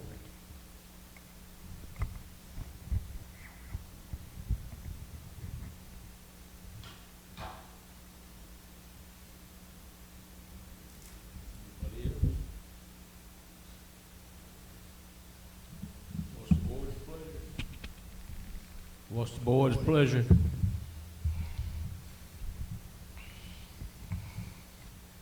I'll make a motion, I make a motion that the town of Winterville establishes its own Human Relations Council, with the acknowledgement that we're not gonna start operating next month, that we will develop plans and bring them back to the council. More second on the motion. Mayor, we have a motion made by Mayor Pro Tem Robertson to create and move forward with the Winterville Human Relations Council, seconded by Councilman Moy. And if the council is ready, I will ask for poll the board. Councilman Moore? Yes. Mayor Pro Tem Robertson? Yes? Councilman Smith? No. Councilman Moy? Yes. And Councilman Hines? No. So I believe the vote is to move forward with the Human Relations Council is 3 in favor and 2 opposed. So the motion passes.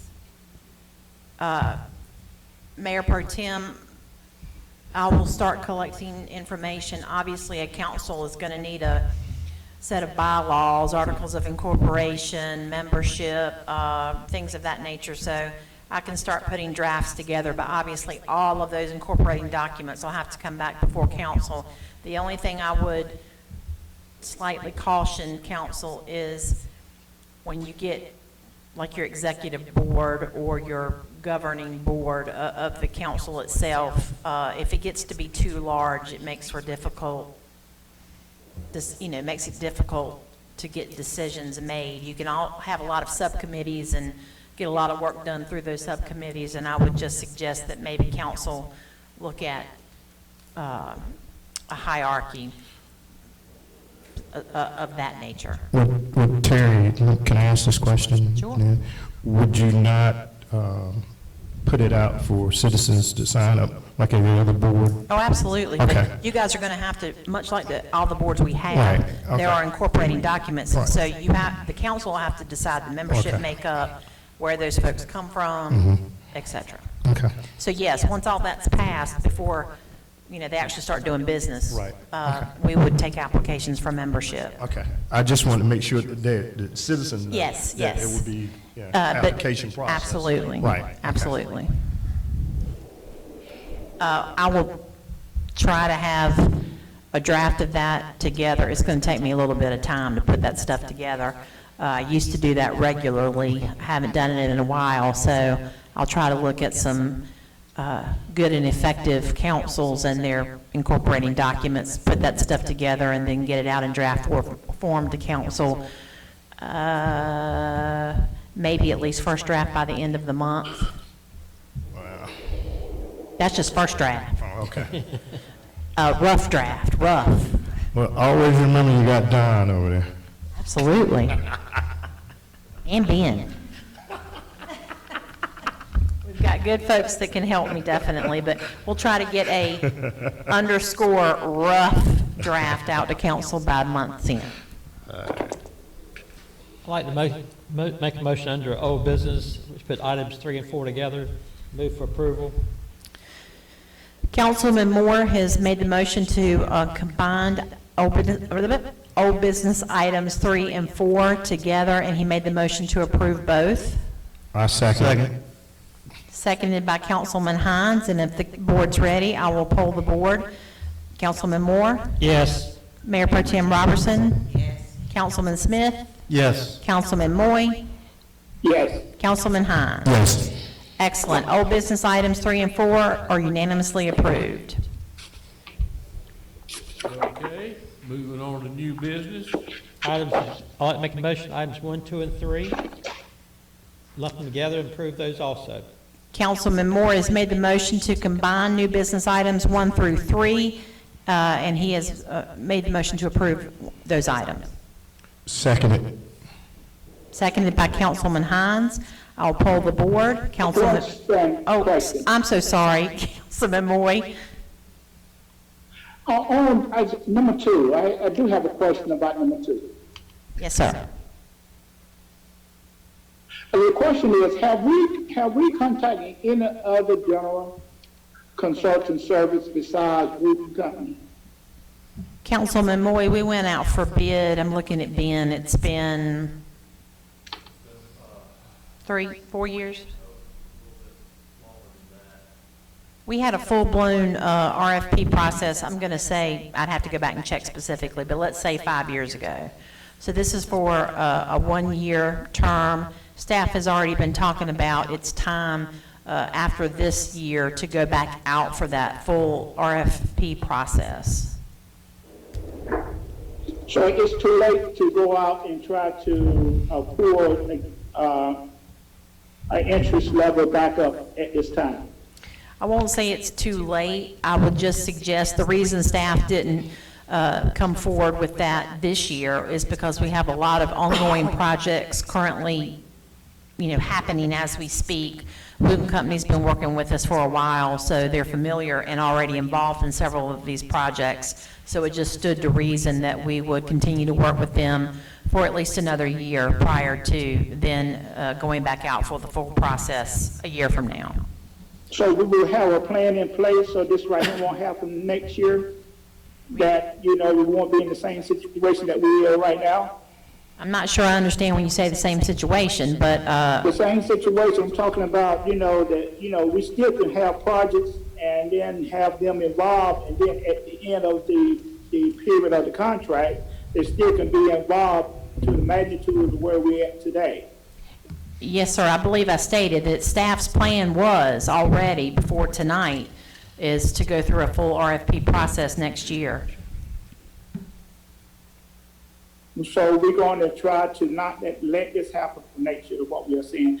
What I'm not saying we're going to phase them completely out of the bidding process, but to entertain other ones to see if there's anyone else out there that could, that we can look at also. Just as our other similar kinds of services, we do that every so many years, and the staff's recommendation was and plan is to do that next year. And when I say next year, that would be through the budgetary process timeframe, such that we would be ready in the new there would be 21, 22, is that right? That is correct. Fiscal year, yes, that we would be ready as part of the budgetary process to bring those results forward. And bear in mind, I'm not saying that I'm talking anything negative about the roofing company. I think they have helped us out tremendously. They have done an excellent job. I'm not saying this to be caused. Oh, I I'm saying understand. this because what the results that I have seen. But I'm just saying that, that we need to be able to reach out of the box every now and then to make sure that we are doing the right thing and giving everybody the opportunity. Yes, sir, that's what staff usually has on its time frame, and in the 5 to 6 year range is usually about the time that we normally try to back up and regroup for those services. We do have other contracts, shorter term contracts, that we do bid processes more often. Thank you. Yes, sir. So I do believe we have a motion and a second to approve new business items 1 through 3. I think Councilman Moore voted yes. Mayor Pro Tem Robertson voted yes. Councilman Smith voted yes. Councilman Moy. Yes. Is that right? No. Am I ahead of myself? Yeah, you're ahead of yourself. Okay, we didn't vote at all. We ain't voted at all. I got a motion and a second. Second. Sorry, maybe that was wishful thinking. Let me start by polling the board. I apologize. Councilman Moore. Yes. Mayor Pro Tem Robertson. Yes. Councilman Smith. Yes. Councilman Moy. Yes. And Councilman Hines. Yes. Thank you so much. We have unanimous approval to approve new business items 1 through 3. Now, we did add another agenda item, Mayor, if I could just segue right into that. The utility Yes. connection item. Anthony, are you still with us? Yes, I'm still here. Okay, thank you for hanging in there. We have Anthony, our finance director. Obviously, this subject also involves Robert Sutton and the electric department, as well as Travis Wellborn and the water, sewer, and stormwater department. You all recall back in March, mid-March, the town of Winterville, prior to, this is all COVID-19 related, prior to Governor Cooper's Executive Order 124, I believe that's the right number, we decided to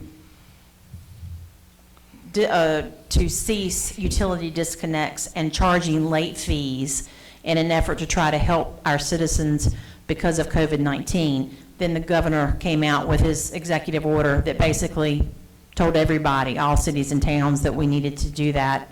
And so we were right in line.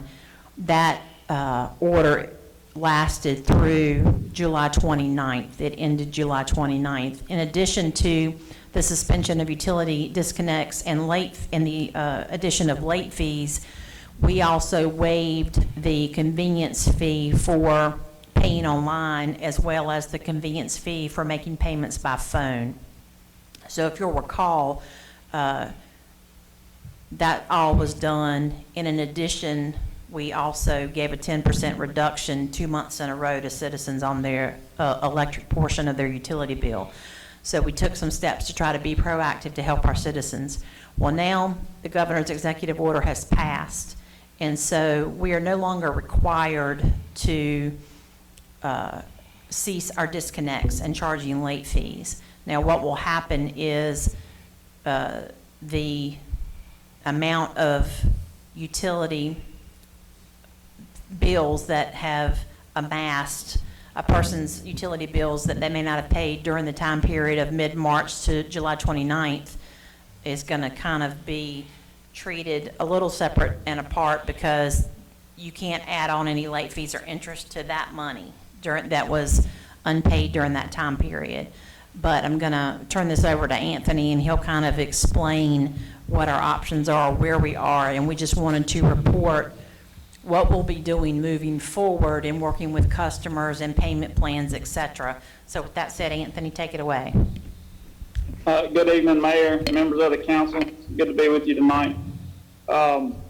Just wanted to, as Terry mentioned, kind of give you a little bit of update on, now that Executive Order 124 has expired, how we move forward. And, one thing that we've established is that we're going to need a payment plan to assist the citizens, the utility customers, in making arrangements to help some of those that have gotten into a little bit of financial trouble over the course of this pandemic. And what we've got is currently we have about 200 customers who, if we did not have a payment plan established, would be cut off at our next cutoff date. With that being said, we generally pretty much get the majority on a standard cutoff back in during normal times. You wouldn't have, but maybe 5 or 6 off at the end of the cutoff day. Sometimes maybe a little bit more, but typically you don't have more than 10 that remain off. So that kind of gives you a little bit of idea as far as level of magnitude. What makes this different too than a normal cutoff, and why we don't want to jump straight into it, not only is it going from approximately 10 to 200, but the sheer dollar amount that some of these customers have racked up is pretty staggering. And we currently have 3 customers that have run-up bills over $2,000.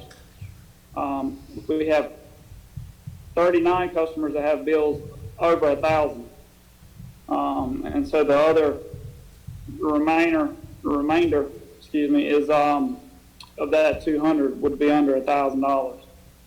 Of which 5 of those are businesses. Now, the businesses are not as far behind as some of these residential customers, especially those 42 that are over 1,000. So we're going to have some substantial, conversation with them as we move forward. The current payment plan that the executive order laid out was a 6-month plan.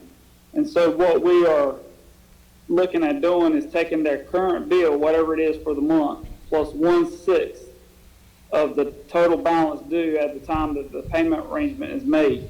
So if they were to come to us today and they had a $1,000 bill, we would take that $1,000, divide it by 6, and add that 1/6 to their current bill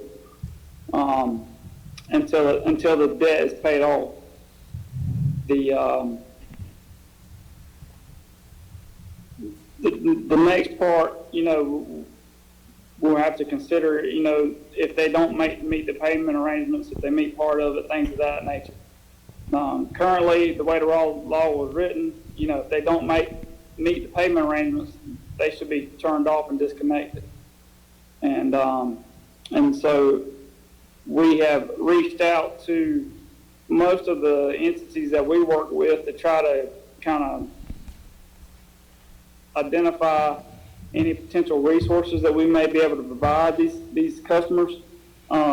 It's going to help them tremendously. I mean, one resource in particular we've been able to identify and set up a relationship with has already started helping customers. So we hope to be able to broaden that.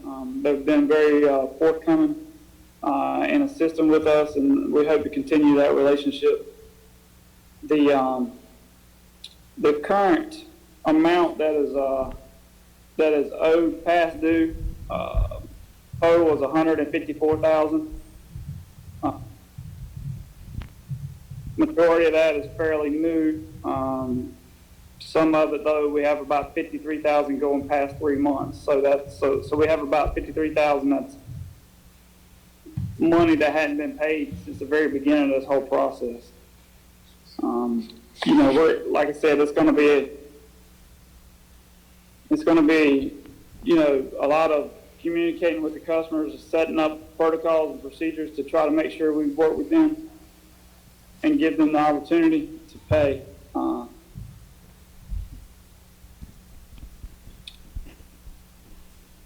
That's kind of basically the payment arrangement will be established. It'll be documented. They'll sign on the form. And then from there, the process will move forward. Anthony, as we discussed amongst ourselves, the plan is to still waive currently online convenience fees as well as phone convenience fees. Is that correct? That's correct. The consensus among staff was to keep those fees waived, especially while the building is closed, as to make it convenient for customers and not create any additional hardship, as long as we're able to provide them an easy way to pay and make it convenient for them. And so we don't want to, change that right now, especially while, we're still in phase 2 and the building's closed. So as a follow-up, the plan internally is to, while we're still under phase 2, obviously restricted in terms of interactions with the public, is to keep the building closed to the public. It's worked very well. People have been able to get their business done. I hope you all are hearing the same thing, at least until the governor makes a decision for the state to move into phase 3. That could be as early as September 11th, or maybe past that. If you all are inclined to want to discuss that further, certainly we stand ready to do so. But we're here working every day, and obviously we are responding to the citizens as we always do. So the business is getting done, and hopefully most folks, we've been getting a lot of positive comments, so we feel like folks' needs are getting met as much as possible. Terry, this is Moy. Yes, sir. I have 2 questions. Yes, sir. My first one is, this order first came down from the state level. Is that correct? Actually, To waiver all of these. Actually, the town of Winterville, we, on our own, suspended disconnections and the addition of late fees in mid-March.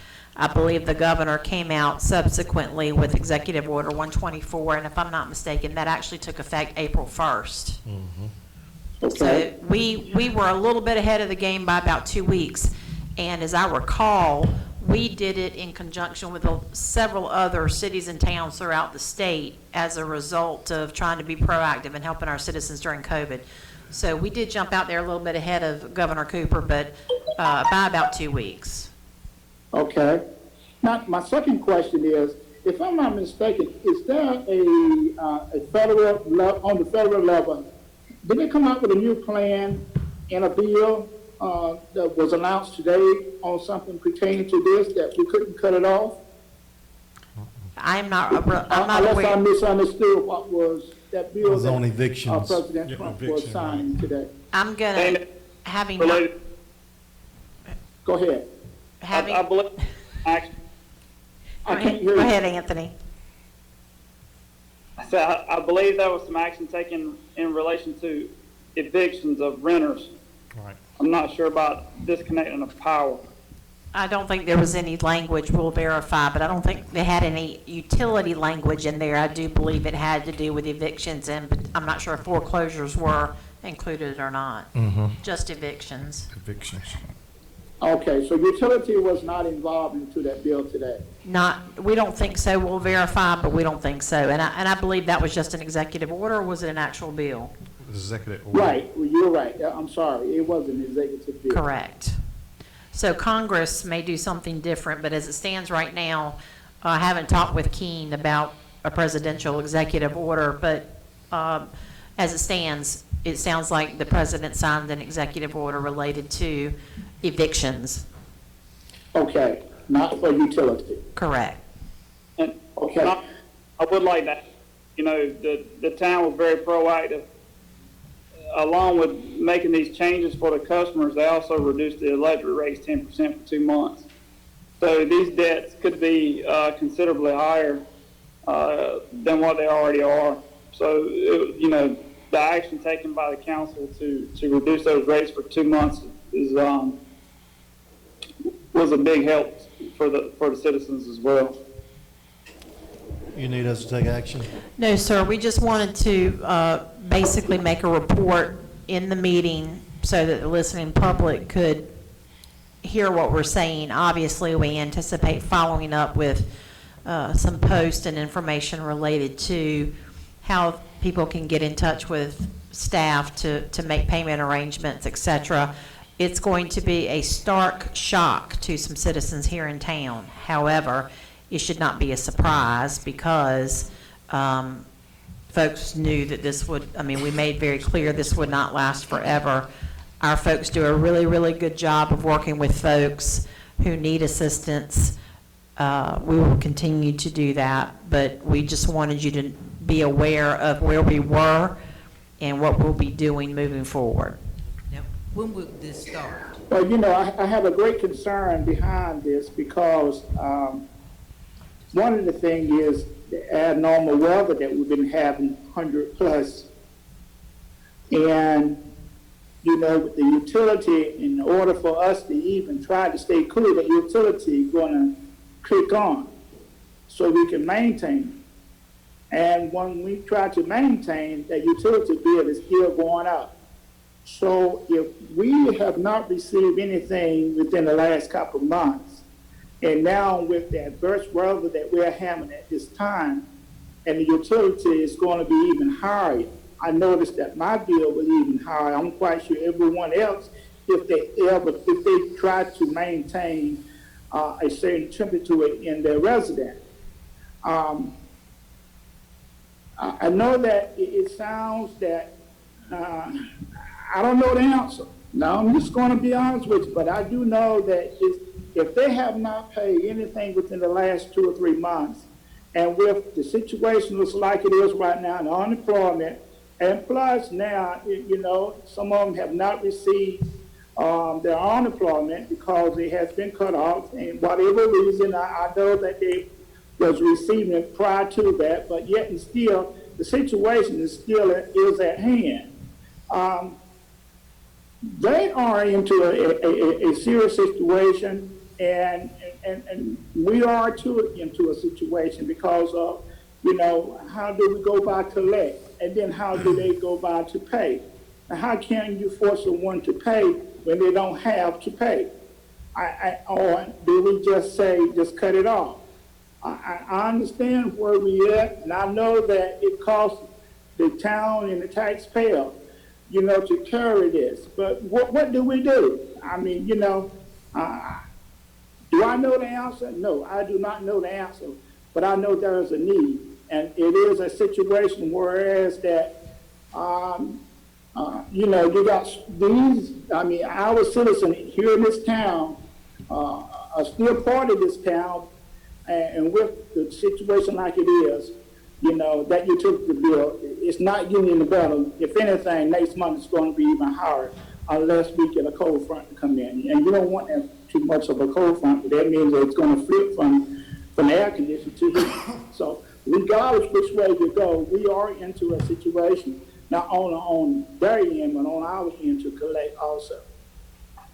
Well, Councilman Moy, just to say, staff is cognizant and we all have the same concerns. That's why we wanted to at least have the discussion with council tonight to make sure that we were headed in the direction that you all as a board agreed with. So that's why we're bringing up the discussion.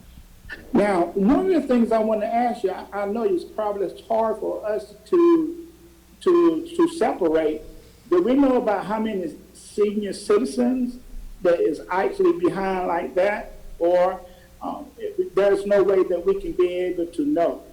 No. So We're good. We know a lot of our customers, especially our customer service representatives who work with them.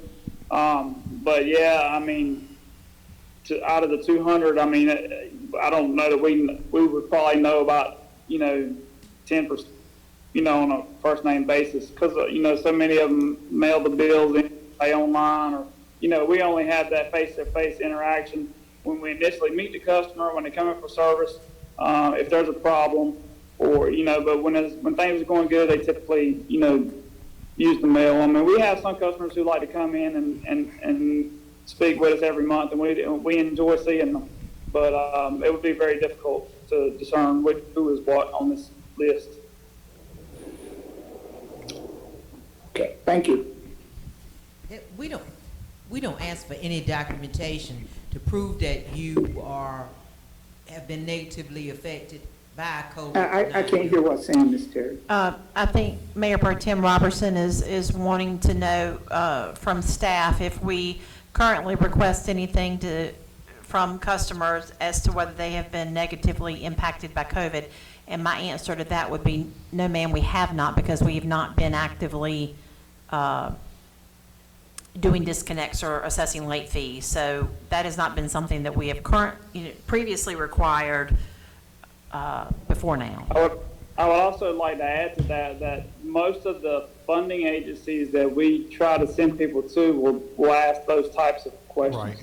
So, historically, those entities that are willing to help have a set of criteria that they go by when they are decipher who qualifies and who don't. And like I said, the new partner that we picked up has been very, very active and forthcoming with assistance. So hopefully that continues. It just bothers me that we've had this week of no unemployment benefits for some people because, well, the $600 at least, and these people, rely on that money because their jobs are closed, and we're still in phase 2, so we know that a lot of these jobs are not opening back up right now, and people don't have an income, and right now, I don't know if it got signed today. I don't know about the extension of unemployment benefits. And just at the beginning of this crisis, the rumor was you weren't going to have to pay your utility bills. And some of us were faced with that question from our citizens. And we had to tell them, you don't pay it now, you're going to have to pay it later. And they started paying it. And I know that some of them may have, people always believe things. So it might be that some of them will come up, when they're knowledgeable of the fact that utility will be cut off, that they will come up with this money. Now, just as a reminder, we did send a direct mailing to every utility customer early on, reminding them that they would have to pay it. We also took the list last month and made courtesy calls to all the customers who were starting to get behind. Okay. Proactive way to educate them. Most of the ones with the larger balances, if they were only 1 month behind, we didn't call them. But the ones that were starting to get 2 months behind or racking up larger bills, we simply made a call. It wasn't a collection call. We didn't say, hey, you need to pay. We said, we want to make sure you understand what's going on. We don't want you to get in a bad situation if you can help it. And we know there's some misinformation out there. And so we called a large part of the customers, reached out to them and let them know that, that we're still responsible for the bill. But, some of those were ones we were able to go ahead and get assistance for. So it was very proactive. It was a positive thing for the customers, I think, as well as for our staff, because, it's anything we can do to help them is going to make our jobs easier down the road. Thank you. I'm sorry, Anthony, what is our total customer base here in Winterville? Well, we send out over 4,000 bills as a combination of, electric, water, and sewer. Not every electric customer gets a water sewer bill. Not every water and sewer customer gets electric bill. So it's a little kind of difficult to say what the exact number is for all of them. But each utility has, you could just about 4,000 Okay. roughly. Okay, thank you.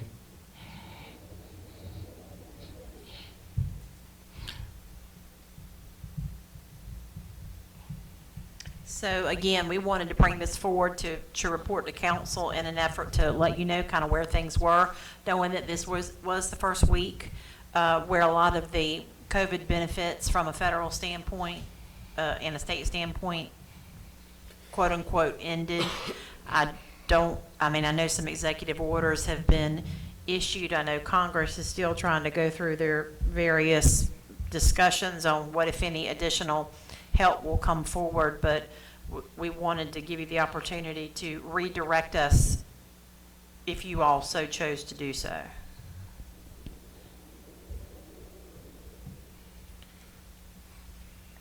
Well, I don't know, but if the total was about 4,000 and we only had about 200, I think the citizens did a good job. I mean, that's what I was trying to figure out. So, yeah. Is anyone speaking? Councilman Moy, go right ahead. I want to say I thank the staff for what was said a few minutes ago, Anthony. What you said about the way that you went out, that you call out and reach out to our customers and to inform them and to explain to them the situation. I appreciate that. And their response was it positive, or it appeared to you that they were surprised that they had to pay it? We had a little bit of both. To be honest with you, we did have customers say, "Hey, well, we thought we didn't have to pay this bill," and so we had heard that in the office. We had heard customers come up and were asking, and so we realized that it was going to have to be addressed. So when we started seeing the customers who were racking up bills, we felt like they may have been subject to that type of information and wanted and reach out to them. And so we did have some. Of course, we did have some that say, well, I'm not going to pay it till I have to. But that wasn't the majority of them. The majority of them were thankful for the call. They appreciated us being proactive and, were receptive to the message that we were trying to educate them with. So it was, that was the majority. And then we did have a few that said, they thought they didn't have to pay. And then, so that's kind of how that went. But at the end of the day, they didn't say that they were going to try to start working on the problem, did they? We had a few, yeah. Once the calls were made, especially the ones who realized that it wasn't free, they started working on it. So the calls were productive, I would say. Okay. Now, did it cure the problem? No, but I felt like it put a positive outlook on the town, from the town trying to reach out to them, and then two, in educating them to let them know what the situation was. So I think at the end of the day it was a good thing. Okay. Thank you. Yes, sir. Okay, folks, nothing else? We'll move on from that. I have a suggestion. Unless council has questions for any of the departmental reports, I don't know that any of staff has a burning. I just have one for Evan. I just have one. Sure. I just want to know, Evan, what was the numbers, any inquiries or sign up for football? I just was curious.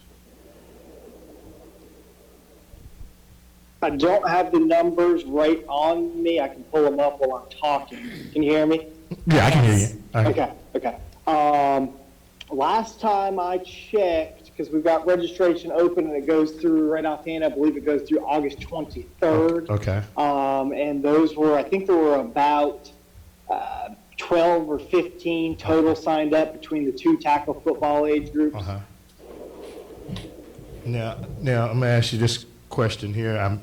Have you talked with your counterpart to see how's it going with theirs? I have not. I talked with them the other day. I think I just saw where they started registration. Okay. So they probably haven't had much. I know when I talked to him, I think it was last week, I know they'd had a few calls, but of course they hadn't officially started registration Okay. yet. Yeah, because parents has been calling me, so I just was telling them to go ahead and register, you know. Yeah. I told them I didn't know what the outcome was gonna be. That's the only reason I wanted to know what the numbers were, you know. Thank you. What is the progress on the cemetery? The expansion? Yeah. Currently, other than actually putting the number of spaces on paper, we've not made any real progress past that. And we don't really have any money funded for that. However, internally, we're trying to figure out how we can get some folks out there to do some measurements. So are there plots available? No, ma'am. Yes. Okay. All right, what the status is on the minimum housing? I think we had one house that we was looking at on Board Street. We have several houses currently that are being looked over, inspected, et cetera, by code enforcement staff. So I do imagine that you will probably be seeing at least a couple of addresses coming your way in the very near future once the initial staff process has taken place. We already have one already have been approved, is that correct? You're talking about for condemnation? Ma'am? Are you talking about for condemnation? Or are you talking about for rehab? For rehab, I'm sorry. Not rehab, urgent repair. Urgent repair. Yes, we did approve one. We've had a couple of applications come in, but obviously there's no current work ongoing because of COVID. So I'm not sure when that work will take place, but it won't be anytime soon. Oh, really? Yes, sir. Because you've got predominantly volunteers that do this work, so they're not doing a whole lot of urgent repair currently. Councilman Hines is shaking his head. I think he also would agree there's not a lot of that kind of work currently ongoing. Okay. We ain't even got a whole lot ourselves. All right, and do we have an update on the widening of Tar Road, anything? I think that's out there several years currently. It's several years now, okay. I don't know how many years, Ben, but it's way out there. What did he say? I couldn't hear. Ben is saying that it's way out there. And DOT has no money, so I don't think that's going to change. Okay, and the multi-purpose building? Still working on trying to procure land. It's way out there. That's way out there. It's way out. Okay. We're still, just know that internally, we continue to work on those things as best we can based on our budget and what we have budgeted. So just because you may not hear an actual update at a specific meeting does not mean that we don't continue to work on those things. Well, yes, but you know, if we don't hear anything, I just like to echo every now and then to make sure I know exactly that. Oh, of course. Yes, I just want to see, just want to be up to date on where we at. Yes, sir. Yes, and yeah, I think that would be my last, those were my thoughts that I wanted to mention. Okay, thank you. And I think, the Noble Canal, I think that we applied for a grant. Travis, is that correct? Sure. Ben's coming up to speak. Okay. Or Travis, whomever. Ben's coming. That's correct. We had applied at the end of December for some grant funding to do some bank stabilization along Noble Canal from Mill Street down to Chapman, or down to the project area that has just been completed with the Chapman Street culvert replacement. received an email from the staff member from the state who administers that program. I want to say it was July 24th. I received an email stating that they did have money in the budget this year for that program. They would be reviewing those applications through their typical process, expect to go through them in August and have an answer sometime in September to make an award notice official in October, I believe. So we should be hearing from them hopefully in the next 60 days. Yes, that would be great. I just hope and pray that we have opportunity to receive some of that grant that much needed for our town. Thank you. Thank you. Mayor Pro Tem, did you ask all your questions? I don't have any other Okay. questions. Anybody else? I'm assuming that we're down to announcements, is that correct? Yes, sir. Okay. Don? Okay, we do have several announcements. Planning and Zoning Board meeting will be this coming Monday, a week from today, on August 17th. The Board of Adjustment meeting will be the following night on Tuesday, August 18th, and we do have items for both those meetings, so they will meet. Recreation Advisory Board will be on Tuesday, August 25th. And I don't believe it, but we're to September, and town office will be closed on Monday, September 7th for Labor Day. That's all the announcements I have. Thank you. Thank you, Don. Okay. All right, Councilman Hines. No.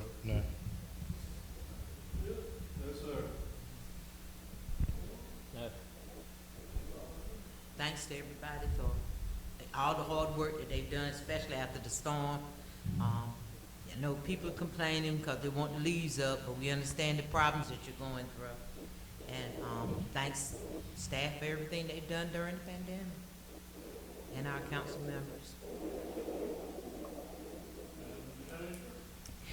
members. Folks, I think Evan got back with the numbers. I think he says for football, a total of 15 have signed up for tackle. So I also wanted to state that unless we have some emergency or / special meeting in the next few days, this will be Travis's last meeting with us. I just want to publicly thank him. He's leaving us to go on to other things, and I want to thank Travis for the hard work and the working relationship over the last 7 years. Travis, you've done a great job for the town. I thank you personally, professionally, and we wish you nothing but the best and know you'll do great things, so we will miss you. Thank you. I'll miss everybody as well. I just want to thank everybody for the opportunity to work here, and I thoroughly enjoyed it. I learned a lot, and hopefully everybody was satisfied with everything we got done here with the town. Well, Travis, you've certainly left us in better shape than you found us, and for that we will always be thankful. Thank you. That's all I got, Mayor. I do have one thing. Councilman Moy. Councilman Moy. Yes, I'd like to thank Ben and Travis for meeting with David Boyd at their residence to revisit that canal or that ditch that we have there. They have a great concern of the situation out there, and I think that he left there with a positive mind and hope and pray that things will get better and we can help them out with that situation. Thank you, Ben, and thank you, Travis, for that support.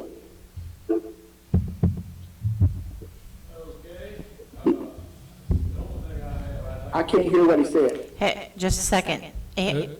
Okay, I think, is it working? Yeah. I'd just like to read this. This was in my mailbox to the Mayor Doug Jackson, the Winterville Town Council. Dear Mayor Jackson and Council, thanks so much for your thoughtfulness in reduction of electric rates. Certainly do wish we could do it for all seniors or unemployed until the economy stabilizes. That reduction has been a lifesaver. It's kind of hard to read some writing. Thankfully, I live in a town that cares. Blessings, and it's signed Julie Robertson.